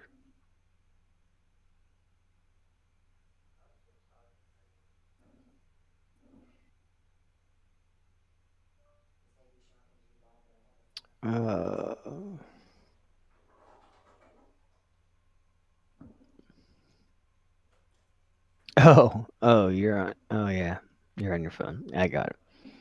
See, I can't do chat from YouTube chat from my phone because I refuse to let the YouTube app run, and I don't think you could do it on the web.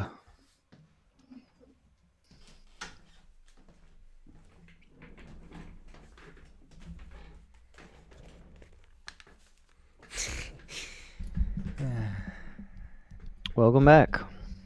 I never left. I'm just kidding. Technically, I didn't leave with the phone.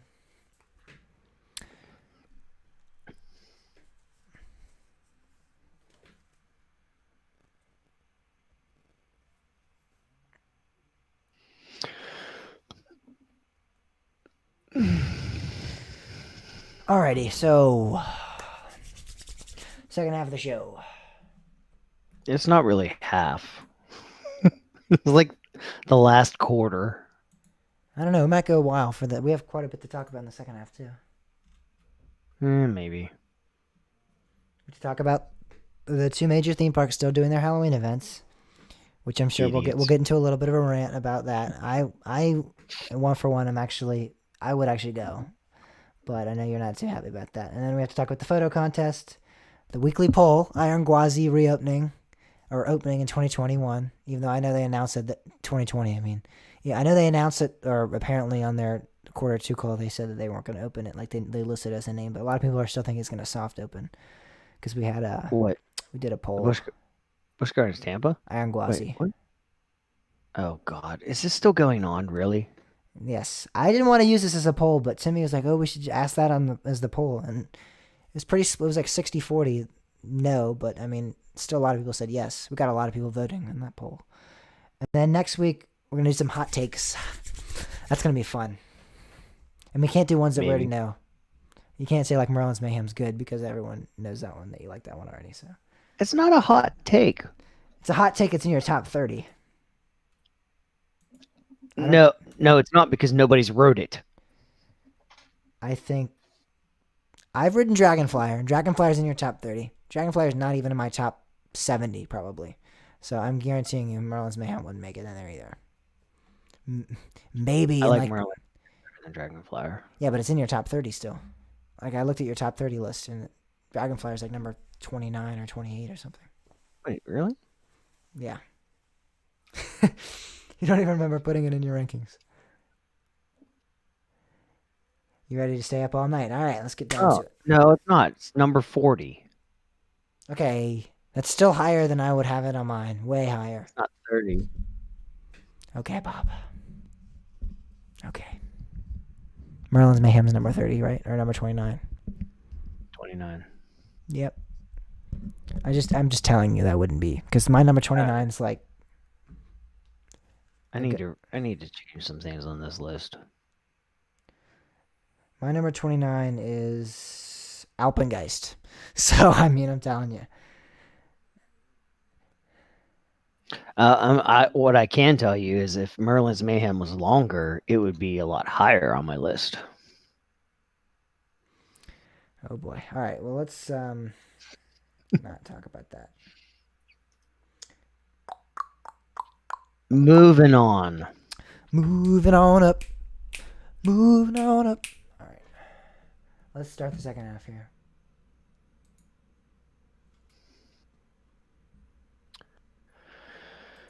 All right. Are you ready? A 1, a 2, a 1, 2, 3, 4. Yeah, I'm ready. All right. 3, 2. So a few weeks back, you may remember us discussing Universal announcing the closure, or just the non-existent event, Halloween Horror Nights. They're not even going to do it. So it wasn't closing. It's just never is going to happen. 2020 is not going to have a Halloween Horror Nights, which is sad because that's considered one of the greatest Halloween events in the theme park industry. Howl-O-Scream at Busch Gardens Tampa Bay, though, is happening. That is not the case for the Tampa Bay Park, SeaWorld Tampa Bay Park. And that kind of leads to the discussion of what they're going to be doing. So they're not going to be having haunted houses. They're not going to be doing anything of that sort. They are going to be having scare zones, and they will be having shows. They're going to have the Fiend show, but it's going to be in an outdoor venue so that they can have socially distant seating, and they can have in that outdoor aspect. You're not going to be inside crammed in with a bunch of people, they said. So they are going to, and I'm sad to hear that. I'm sad to hear that Fiends is still at Tampa. I didn't realize that, actually. When I read this article, I was like, man, I love Fiends so much. But Williamsburg got rid of it, and Tampa still has it, of course. Tampa seems to get everything.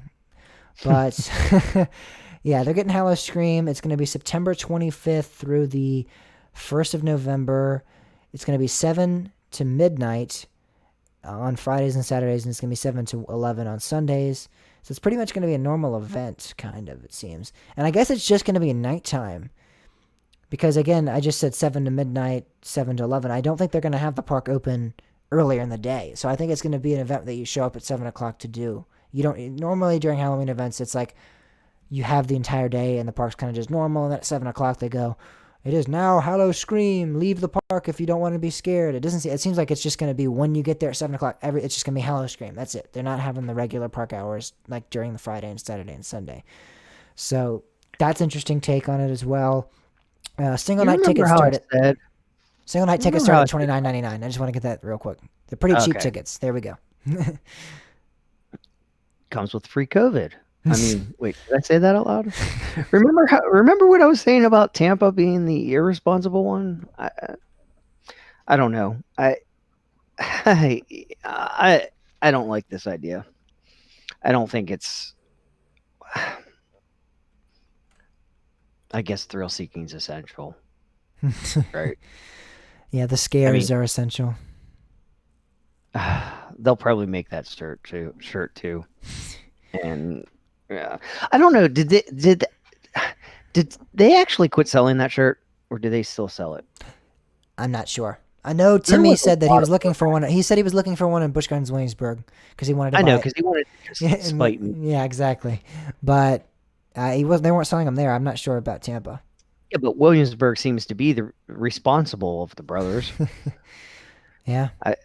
I don't know. I think Tampa got a lot of blowback from that shirt, so it wouldn't surprise me if they quit selling it. I wouldn't be surprised either. Yeah. Yeah, I don't know. This, I mean, it's good that they're not doing the mazes and that stuff. But I mean, the scare zone. I don't know. I don't know. If they were doing mazes still, I would go. That's a little like I'm curious to see how they're doing that. That's a little edgy. I think the fact that they're not doing any mazes shows that they are having some sort of regulations, some sort of epiphany to see like, okay, we can't just have mazes. But yeah, I keep coming back to they have regulations for the COVID stuff, and they're not following that stuff. Well, I'm just saying that the fact that, and I agree with that, and well, I don't know if they're not following it, but they're not enforcing it as well. Yeah, I don't know if like you have to wear a mask and everything. It seems like a lot of social distancing isn't going on and stuff. Yeah, but like they haven't really been enforcing the mask wearing from what I've seen. I've heard different, but I guess there's different people having different experiences. I've heard as well at the parks. So I don't know. I've heard that they've been doing an okay job at making sure everyone's wearing a mask and stuff, but I'm not 100% sure either on that. That's something that we could talk about as well later on if we figure out more what's going on. I've heard different things on that.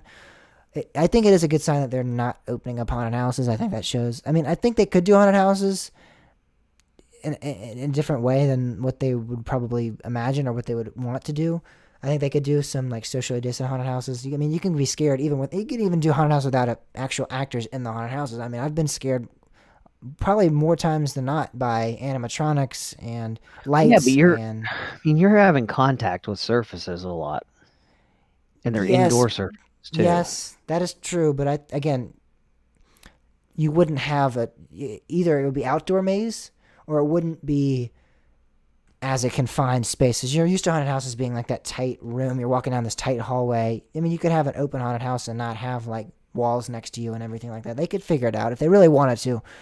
But I'm not talking about that. I think this is a step in the right direction for them. I think necessarily, I know a lot of people in that area, Florida, big part of there's a whole Midsummer Scream is like this huge convention that happens with Halloween events. That's a big part of the theme park industry for them. Halloween Horror Nights is humongous down there. It's all about Halloween events a lot of times down there during the October, September, and November time periods. So I think they're going to be profitable off of this event, I could imagine. And I think that they're going to... I'm sure they will. I mean... and I think they're doing it safely. I think they're going to do it in a responsible way and not... I mean, outdoor scare mazes, I think you can easily do without making it unsafe. See, that's the thing. Okay, so this is the thing. I outdoor agree scare with you. Zones. Outdoor scare zones. It's not mazes. Right. I agree with you that all this seems logical and plausible. But it's getting very close to that. If you don't enforce this properly, it could go badly. And that's what it's that track record that concerns me. They just, from what I've seen, they don't seem to have a good track record of good enforcement. So, I don't know. I mean, maybe they'll surprise me. And well, I mean, I'm not going anyway, so I don't really care. Whatever. Just if you go, stay away from me for 2 weeks. And... We'll be good. We'll be good. This really does pose the question, though, more for me at least in my head is, will Busch Gardens Williamsburg follow suit and also do a Howl-O-Scream event?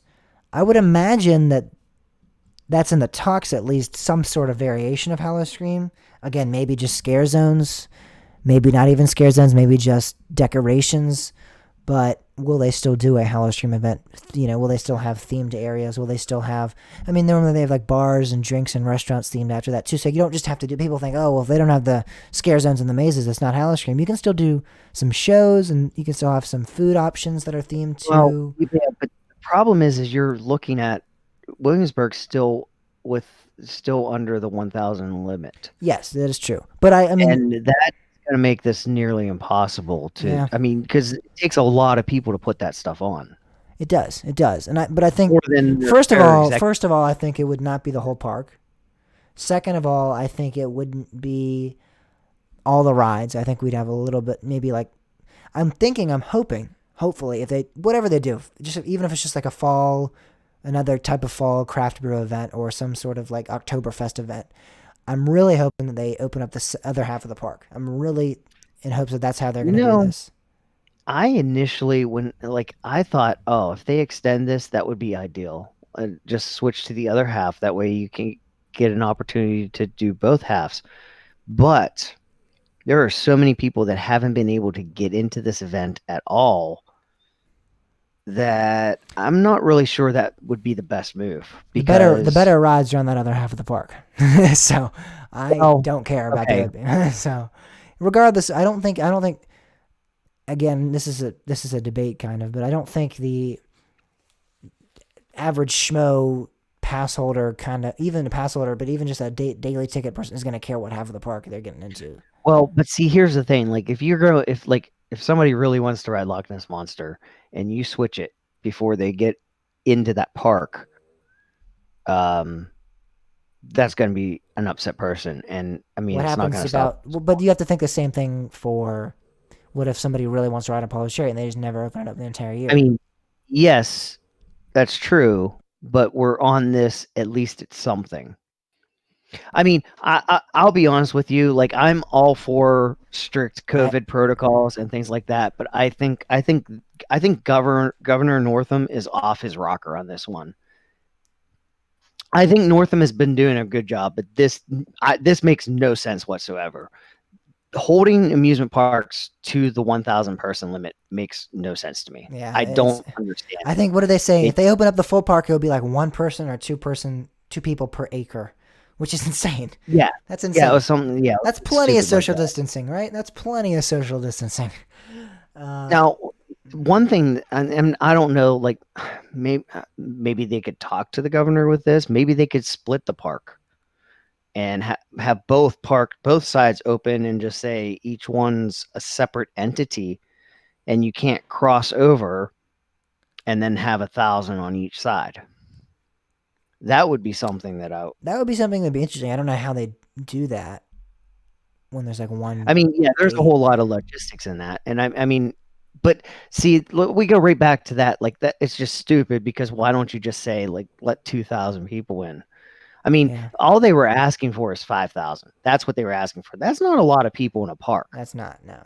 I don't think that's an irresponsible and based on what Timmy reported, it was pretty much empty. He said that was sold out. That event was sold. The member preview was sold out, 1,000 people, and it was pretty much still, even with just half of the park open. There was walk-ons on all the rides, walk-on all the food places. There was nothing. There was nobody. So I mean, because that's just such a small number for such a large park. Yeah, I just don't understand why, Kings Dominion and Busch Gardens can't get an exemption. I mean, like, I understand like Fun Spot, like if you want to put them into that, like, okay, 1,000 is probably too many there. Yeah. I mean,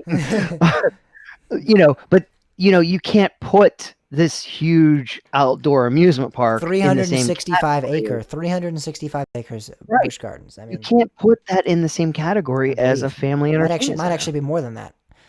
Yeah, that's just crazy. It is crazy, and I would hope that they might be able to get some sort of, by October. I don't know. I mean, you think September? I mean, normally when these Halloween events start, it's like the mid-September, late September. That's coming up. So I mean, I guess it's not as likely as I thought. But I was thinking maybe. I mean, if they haven't got an exemption by now, it's not going to happen until the next phase. And I don't think we're set to go into another phase until the vaccine's out. Yeah, I would agree with that. It doesn't seem like we're moving in that direction at all. So I don't know. But Florida, if you want to do a Halloween event, is doing it. And actually, I guess you can't get to this, but it's nice to know at least that the UK, Alton Towers, is full-fledged doing their event. They're having mazes, shows, the full shebang. They're doing everything. It's just a normal year for them. They're introducing a new haunted house this year, indoor haunted houses, outdoor haunted houses. It's all happening in Alton Towers, so that's pretty exciting to hear that some part of the world is doing something normal. I think this is the most frustrating thing to me, is it seems like so much of the world is getting so they're getting a lot closer to normal, a lot faster than we are here. And it boils down to people just digging in their heels and saying, no, I'm not going to do that. Like, yeah, I think it also has to say with it, we have an insanely larger population than all of these countries too. Like if you look at Europe as a whole, they're doing around the same as us. But then if you look at individual countries, yeah, they are doing different. Like they're doing worse. They're not doing as bad as us. Not even like if you look at the ratios, obviously it's different because you look at the ratios of country to country. It doesn't take in population for account. But I'm saying like if you look at the countries as a whole, they have around the same numbers as we do. But then you look at like the UK on an individual basis, and of course they're doing better. I mean, it's just they have a lot less of people to control too. You have to think, yes, they have a smaller population, but also they have a lot. With that smaller population, also comes a lot less people to be able to mandate and regulate. I mean, we have people like, not that this means anything, but we have people like the Amish community that doesn't really do modern medicine, and we just have a lot more like different environment, we have people all over like with different beliefs and different backgrounds, and then just like the UK is just like one little country. Well, there's a lot of different backgrounds over there too. There is, that's fair, but I don't think it's the same extent. Not the same extent. Like, I don't know this for sure, but I suspect that even the Amish communities are probably wearing face masks. That's not against anything. Like that's not really medicine. That's clothing. Yeah. But this is the thing. There's been numerous research studies done that have shown that I forget the exact. I think it's like 95%. If we could get 95% of the citizens in the United States to wear their mask, we'd get this under control in probably 2 weeks. But we have all you got to do is go to a theme park and see. I mean, Sesame Place. We didn't report the Sesame Place. Literally, an employee told somebody that he had to put his mask on, and he punched her. A 17-year-old employee punched her in the face. I mean, why? Why? Yeah, I just don't why do we have so many people that are so set? I don't know. I don't understand it. Yeah, and that's a discussion for another day, but that is what's going on with these two parks in terms of Halloween. Again, Busch Gardens Tampa has Hallow Scream. Alton Towers has their Scarefest. I believe they're also doing an Oktoberfest event as well. That's going to be later, That's going to be later in the season, I believe. So, earlier in the day, excuse me. They're going to have like their Oktoberfest beer event going on, and then later that night they'll start the Scare event. And they have a new maze this year, so there's quite a bit. So anyone in the UK that's listening, which I don't know if we have any, but yeah, Alton Towers, we're excited. That's exciting to hear that they're doing everything cool and normal, and Halloween's presuming is normal there. Talking about our photo contest now. Exciting stuff coming out of that. We are ending the third round as of this podcast being released, because again, we record on Thursday night, so technically, as we're recording this, there's still a couple of days left in the photo contest, but as of the podcast being released, it is completely over the second round of voting. We're now moving on to the third round of voting. So the second round will be announced, the winners of the second round will be announced on next week's show. So next Sunday, look forward to that. And then the next Sunday after that, well, I'll actually be at Hollywood Nights, and I think about it, but I'll be uploading that video, or that podcast, excuse me, and that will be the episode in which we release the top 3 photo contest winners. Excited to do that. We have quite a bit of good photos, so it's going to be hard for our judges to narrow it down, I'm sure. But that's what's going on with that. One sec, I gotta do something. I'll go right into the weekly poll after this. All right.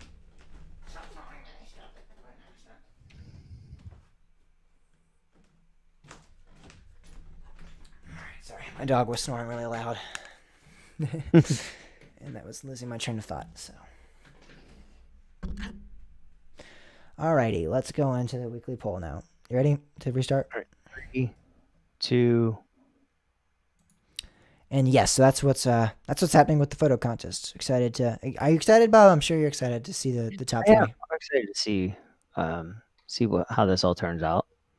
We're going to be probably releasing the judges next week on the next week's show, but yeah, but that's going to be exciting as well. They're all 3 coaster photographers as well, and I think you guys all know them, so we'll announce who they are on next week's show, and it'll be great. It'll be a lot of fun to have them on. I believe we'll probably do like a live, like they'll tell me and Bob as well the winners like live on the show, and we'll be like, yay, you guys get the prize. It'll be like that kind of thing. It's not gonna be like, it's gonna be a pretty like, me and Bob are gonna be kind of surprised who are the winners too. So that's exciting. So if you actually tune into the live look next week, you'll actually get it live with. Oh, it'll be 2 weeks. It'll be 2 weeks. It'll be 2 weeks. Yeah. I can't count. I don't know what's going on anymore. The sky is blue. I'm tasting red. I remember. Yeah. So moving on now, we're going to talk about the weekly poll from last week's show that we talked about. We gave you guys, the audience, a chance at answering this past week. We asked if Iron Gwazi was going to reopen in 2020 because we did see it testing and confirmed by multiple sources that the wait light, the station light, and the fans were all on, which seemed kind of coincidental. You know, like, why would they have all this stuff on almost at this point in time? And we asked the audience if they thought Iron Gwazi would open in the 2021 season, and we got, let's see, I'm not 100% sure. I think we got over 60 or 70 votes on this poll. We got quite a big audience response on this one. We had 41 people say no, and 23 people say yes, and that evens out to about 64 saying no, 36 saying yes. Remember me talking about the enthusiast community earlier? Mm-hmm. Do you realize, like, I think it was actually before the podcast dropped, SeaWorld came right out and said, Iron Gwazi is an attraction that is opening in 2021. And there's still that many people that say they think it's going to open. Yes, I think the theory is that it's going to soft open in 2020, and then the official large-scale announcement will open 2021.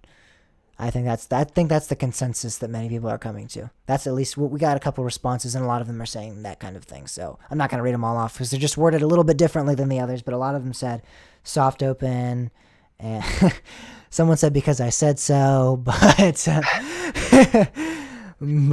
yeah, this just continues to amaze me.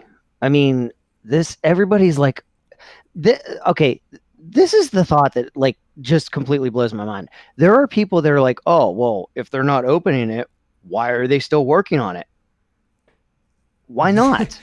They're contracted to build a ride. They're going to build the ride. They have to get it done before they start their 2021 work. So that's the thing, Bob, as well, is that a lot of people are pointing to the fact that 2021 means Scream and Swing for Busch Gardens Tampa. That was what we talked about that a couple of shows ago as well, and how that was released, and how and the kind of playing into what we talked about earlier. How Cedar Point doesn't really want to market to large scale events. That's what my point is. Like, I don't see them opening two major attractions like that. Like, that'd be like opening two coasters almost, because Scream and Swing essentially is a major thrill ride. It's a big deal. Finnegan's Flyer was a huge marketing point for Busch Gardens Williamsburg last year. That was everywhere, billboards, everything. So I don't see them marketing two new rides like that, unless the thing is why you might go, well, maybe they'll push the Scream into 2022, but they've already started working on that as well. People have been taking photos of them doing work on that site as well. Fine. It can just sit there, not open as well. I don't see that. I don't see that. Later in the I don't see them continuing work on Iron Gwazi for 2021 and continuing work on a ride that's not going to be 2022. You have I just don't see that. Why would you just say, oh, well, since it's not opening in 2021, let's just not do anything? No, I'm not saying Iron Gwazi. I understand if they're opening Iron Gwazi in 2021, but I'm talking about the Scream and Swing. Why would they start? They're starting work 2 years. The Scream and Swings take like 2-3 months tops to assemble. Well, yeah. Finnegan's Fire went vertical in like a month or two. The problem is you have the contract set out, and like these companies have their work schedules. Do you seriously? Do you seriously see a park building a ride and then just letting it sit dormant for 2 years? Do you think they're going to finish a ride? Like, they'll probably finish the Scream and Swing, I would assume, by the end of 2020, if that's what they're going to do. If you're saying, I don't know. Either way, even if they open it in 2021 or if they open it in 2022, letting it sit dormant for months on end, that just seems like a very weird decision. In the light of Iron Gwazi, that Scream and Swing doesn't matter. they may choose to open them both at the same time if it's complete. Maybe. I don't see that. It's inconsequential because you're dealing with Iron Gwazi. I agree, Now, but they then might but give then they're later. but then the next year they're gonna have nothing to market. They were supposed to have this big roller coaster and then another big thrill ride. Those are two big things for back-to-back years to go. Oh my gosh, come to Busch Gardens Tampa. We have two new awesome rides. We got Tigers here before. It's like a chain of events that's leading up to this big buildup of like, oh my gosh, we've gotten so many new rides. Come to the park. Each year we're adding something new. I just feel like if they're just going to let that go under the radar, that's just a very strange marketing decision. That's not going to draw people in. If you just like, oh, we're opening this Screaming Swing too. Iron Gwazi, but the Screaming Swing also. That just doesn't shout great marketing. It doesn't sound like something that a park would, any park would do. Stupid. It is stupid to market an opening for a ride in the winter. Like, that's just dumb. Why would you do that? Because you're not going to doesn't have them, winter, especially when you're limited capacity. Florida doesn't have winter though. But the thing is, this is my point. This is where that are traveling there. I agree with you, Bob. I agree with you. Majority of what you're saying, I agree with you. Before I heard this point, Busch Gardens Tampa Bay is not hitting capacity really at all. A lot of people that have been going have said it's not been hitting a lot of the capacity goals that they've been able to tell. So Iron Gwazi could, and I'm not saying it's going to open. I don't know if I necessarily agree. I'm again playing kind of devil's advocate for this argument. The theory is that would bring in enough people that they would be at capacity now. They would be hitting capacity each and every day for a while. This is the thing though. And this is the most critical time too to make money is during this pandemic. Wait, you need a lot. Hold up. Stop. Listen. If you open Iron Gwazi right now, one of two things is going to happen. One, you're not going to hit capacity, and you're going to look like a bunch of idiots. You're going to feel stupid, and you're going to have wasted all of that marketing potential. Or two, you're going to start hitting capacity. You're going to frustrate guests that can't get a reservation, and you're going to lose out on all those people that would have come had you not had limited capacity. Or three, you soft open the ride in the later winter. Just like we just saw Six Flags Magic Mountain do this with West Coast Races. It opened in like mid-December, early December, and it didn't actually open until January. It's just Six Flags. Yes, but I'm saying it's a possibility that they open it in early December, and then they just say they don't have a grand opening. It's not technically open to. I mean, parks soft open rides all the time. So, but obviously because of the timing, it's going to be a different year technically. But I mean, they could easily soft open it in the early winter.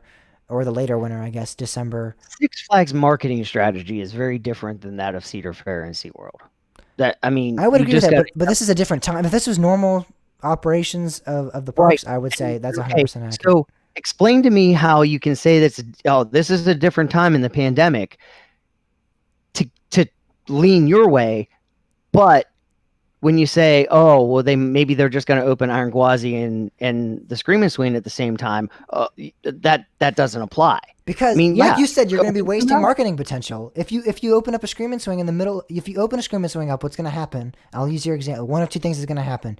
Or not even one of two things, just one thing's going to happen. It's going to go completely under the radar. Nobody's going to care about that big major thrill ride that if you just released it, if you just opened up the ride early, either ride, if you open the Finnegan's Fly or the Screaming Swing in 2022, that would be a big thing. I think that's a really bad decision for them because they've already started construction, but whatever. If they do that, though, you're going to have such a big market. You're going to miss out on so much marketing potential, like you said with Iron Gwazi, if you open that up now. And that's why I think that they're going to end up doing the Screaming Swing in 2022. I just don't see why they would start construction. That's I just the think that's logical a weird thing to do. Especially because you're going to say... From a marketing perspective.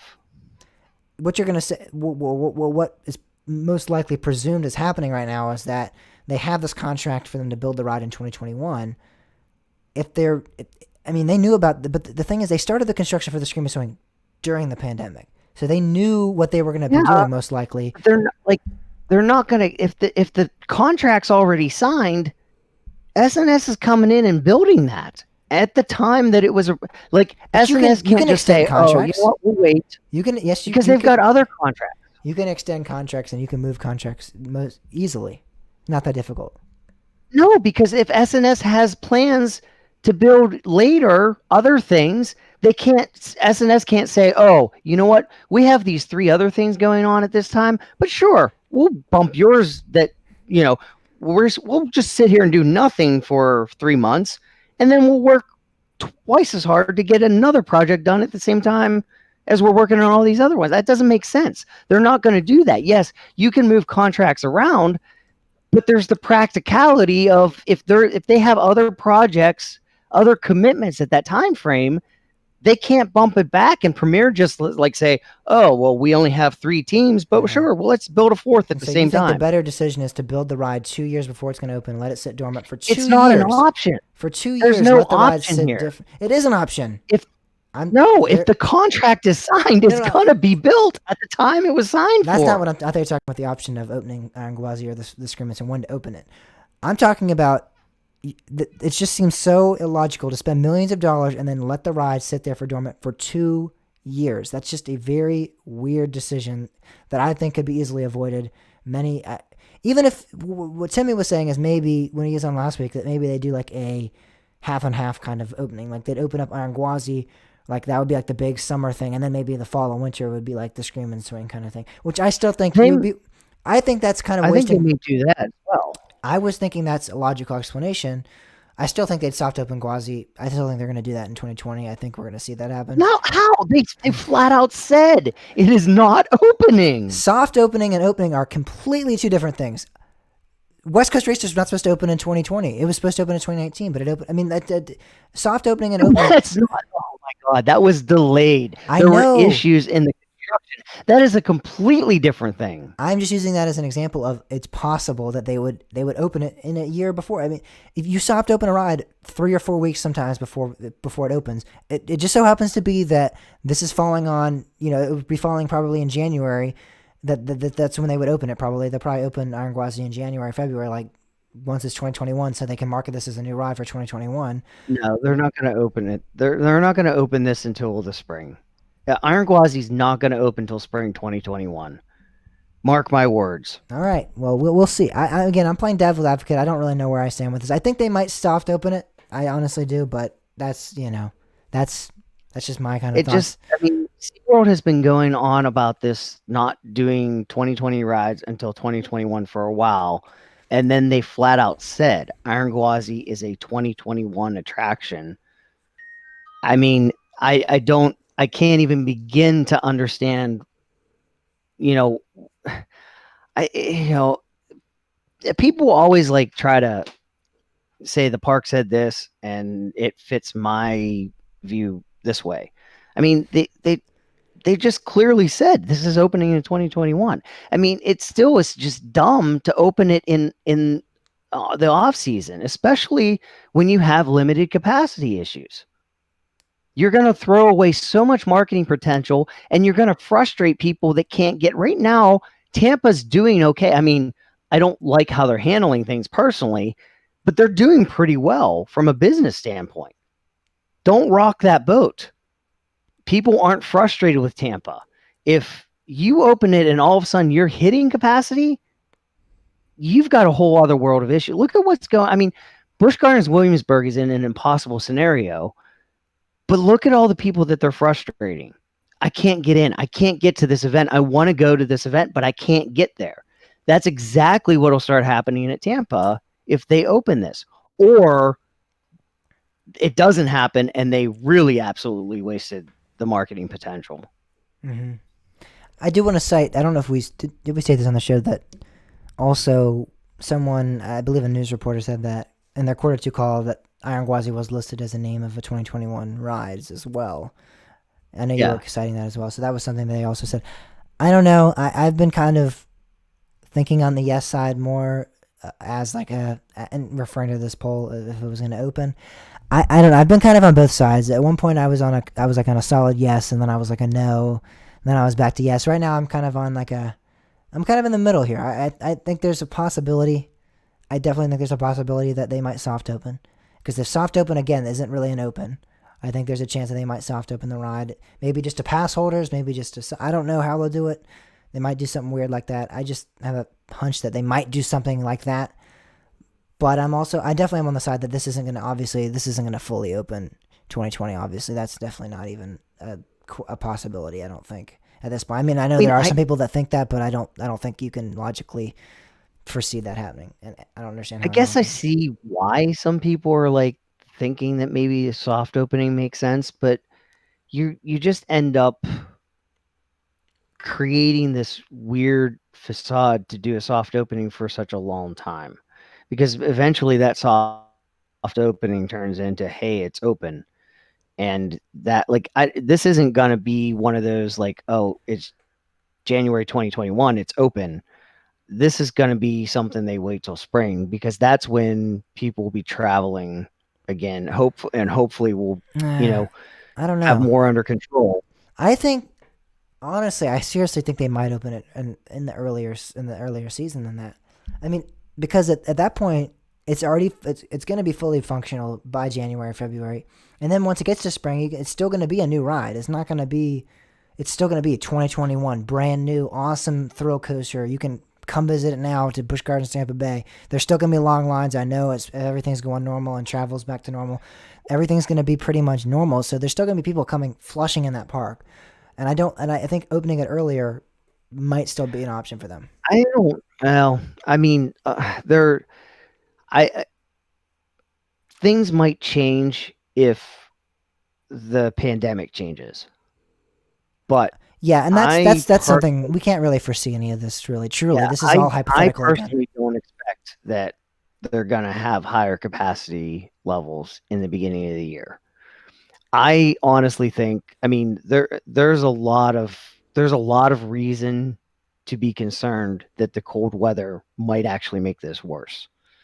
So we have to keep that in mind, that you know, we don't know. We don't know exactly what's going to happen, but it's possible that once we get to the colder weather, this really, really gets bad again, like really, really bad.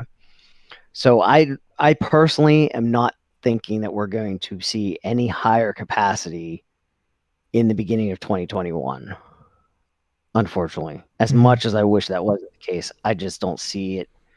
I don't And see it being the case. and at that point, it'll be a different situation. We'll have to reevaluate that then.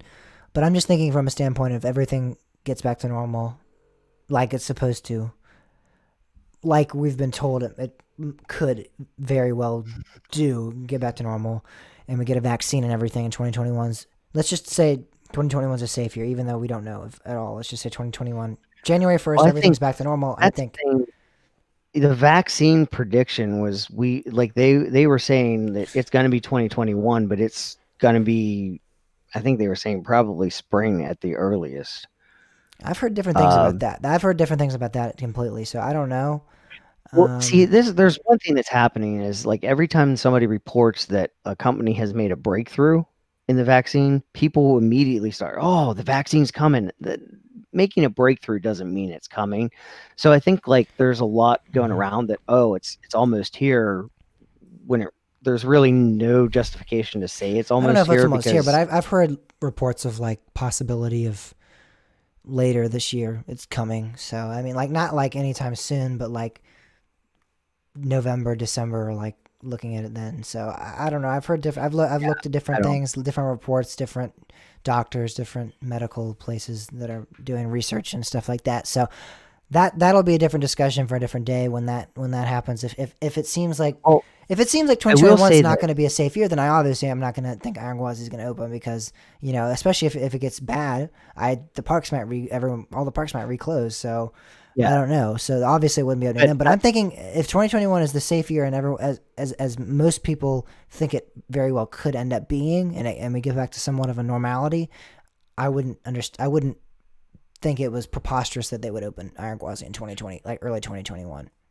let me say this. Uh, my personally, I think that by summer 2021, we'll be we'll be getting closer to normal. That's what I think. I don't think we'll be there at the beginning of the year, but I will say this: if the pandemic is under control by January, I could actually see them maybe doing Iron Gwazi opening in like February, Mm-hmm. maybe. I Yeah. could possibly see it. I think they'll wait a little bit later. I think March is probably the ideal time for them to open it. Or actually, what I think they might you have to say, like, well, March, why March? Because March, school's still in session.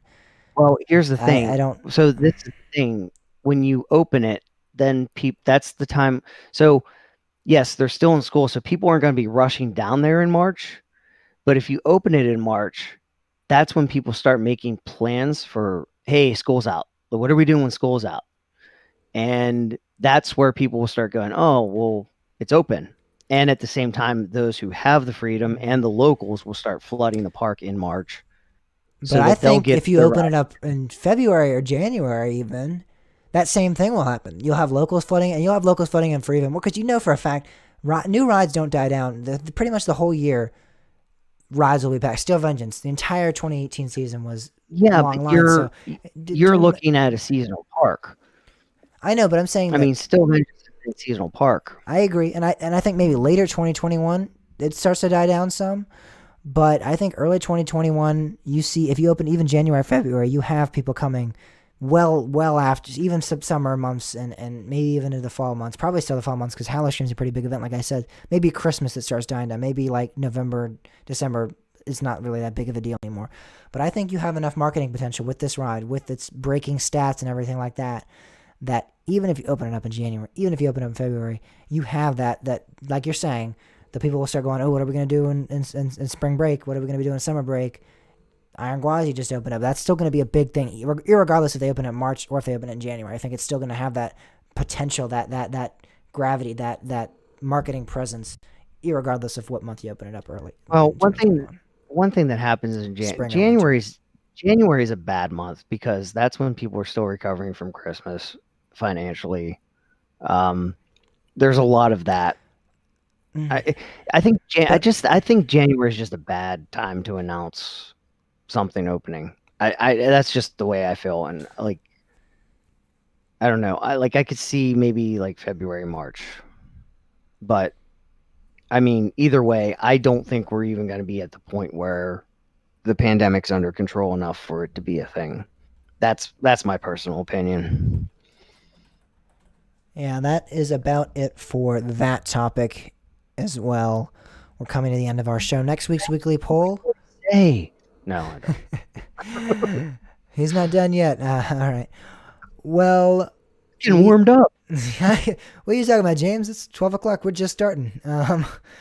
What's some of your hot takes? That's going to be the weekly poll of next week's show. We want to hear your opinions that many enthusiasts won't agree with. I know me and Bob have quite a few, so we'll share ours as well. So you're not going to be getting singled out here. We're going to be sharing some of our own as well. And again, these are opinions that many aren't going to be agreeing with us or with you. Just opinions that you know that are it's gonna kind of stir some controversy. That we're gonna have fun with that next week. That's gonna be I'm sure there'll be some debates there. I'm sure we'll cannot. All fun and games until someone loses an ear. It's all fun and games until someone says they like T3. Hey, and then me and Bob go at each other's throat. Shots fired. Me and Bob are gonna be going at each other's throats then. But yeah, that's next week's weekly poll. So that'll be coming to our social media pages, so you can answer that, and it'll also be on the website. So the photo contest again is happening. That is ending at the release of this podcast. It is ending, and then next week we'll announce the second round of voting. So we're excited for that. The third round of voting will be commencing, and the third round again is when the judges are going to vote on the best ones, the top 3 photos, and again we're going to release the judges who they are on the next week's show. So the conclusion has begun. We are at the end of the show. We have done quite a big show this week. So, man, I can't believe what time it is right now. Actually, now that I think about it, it's getting pretty late. And it's actually Friday night now almost. So, or Friday morning, excuse me. Friday morning. If it was Friday night, I'd be in trouble. We'd all be in trouble, Bob. We just did a 24-hour podcast, right? Oh God, I couldn't even imagine. All right, we'd have to fight. You and I would have to fight. There'd be no way for us to fill 24 hours unless we were absolutely fighting. Oh my gosh, I think we would get to like 3 or 4 hours and it would be already commencing. So we would just be like reaching through the cameras and just like Just throwing punches at each other. Throwing punches. Actually, there's no way we could get 24 hours because your internet wouldn't make it 24 hours. True. I'm shocked. I'm shocked I made it this long, Bob. I think of it. We're at 2 hours now at the show almost. I'm surprised I made it this long. Yeah. All right. So if you want to follow us on social media, you can do so by going to Twitter at @KosherTalk_Bob or following Bob at KosherTalkBob. Answer the poll again, which was what are your hot takes? You can do so by going to KosherTalkPodcast.com/poll. Facebook at KosherTalkPod, Instagram at KosherTalkPod. To contact the show, go to KosherTalkPodcast.com/contact. You can email me, James at KosherTalkPodcast.com, or Bob at KosherTalkPodcast.com. Thank you guys all so much for listening to this week's episode of the show. It was a long one, but it was a fun one. It was a debate-filled one. I think we had 3 or 4 debates there this week, Bob. And yeah, there were a few. Like right? You and I, we just don't seem to see eye to eye all the time. You and me, well, we just don't agree. Yeah, isn't that a song? That's a song. Maybe. I don't know. I can't think of the name of the song. It is a song, but I can't think of. I don't think that's the lyrics. It's something about disagreeing or agreeing or something. But we just made our own version of it. Me and Bob, well, we just don't agree on anything. Bob would say the sky is blue, and I'd say it's black as coal. Well, right. we do agree that Dollywood cinnamon bread is pretty darn good. Pretty dang good. It's pretty dang good, and we agree that Voyage is the greatest coaster of all time. And that's a pretty substantial thing to agree on. That's impressive that we actually have the same favorite coaster. It is. I mean, we look at the rest of our list, and it's not at all the same. But number one is very similar. Yeah. All right. Well, thank you guys all so much for listening. We're trying to milk this. We're trying to get to 2 hours, right? Let's just keep going. All right. Yeah. Thank you guys all so much for listening. We'll see you guys all next week.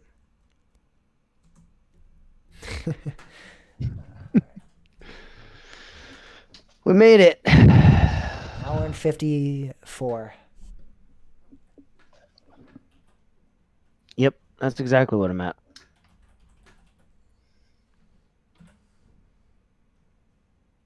We're getting close to 100, Bob. We're 15 away from 100. We are. You don't realize how far away. I literally told you that like at 75, and you're like, oh, that's still 25 episodes away, and we're still at like. That felt like that was like a week ago, and it's already been like 2 months since we last recorded. It was a week ago. It was 2 months. 75 feels like. I feel like we were just at 75 though, and that was like 2 months ago. It's kind of crazy. It was like 2.5 months. I know, it's crazy. Actually, a little over that because we skipped. Crazy to think about, Bob. We were just doing Battle of the Ages, and during Battle of the Ages, COVID wasn't a thing, and that's so weird to think about. Oh man, it's. Yeah. That's so weird. We were doing Battle of the Ages, and we're like, by the time Battle of the Ages ends, we'll be at the parks. That's the hope. And then we got to that, and like, nope, we can't go to the parks now. Yeah, Busch Gardens messed with us. Like, yeah, we're opening. Like, that was so dumb. I was so mad at that. Why could all the other parks open and not Busch Gardens? Like, all the other parks were, I know they're yearly parks, but it doesn't make any sense to me how they're like, okay, we can open all the other parks till Monday, but Busch Gardens Williamsburg can't. Yeah. Like somehow on Monday, we know the pandemic's going to get substantially worse than how it is right now. Yeah, it was, I don't know. That was a weird decision. I have to agree with you, SeaWorld, on that one. That was a very strange. All right, guys. Good night. It made a lot. We're going to. Yep. Good night, guys. Good morning, actually. Oh, yeah. 12:01. Good morning, everyone. Bye.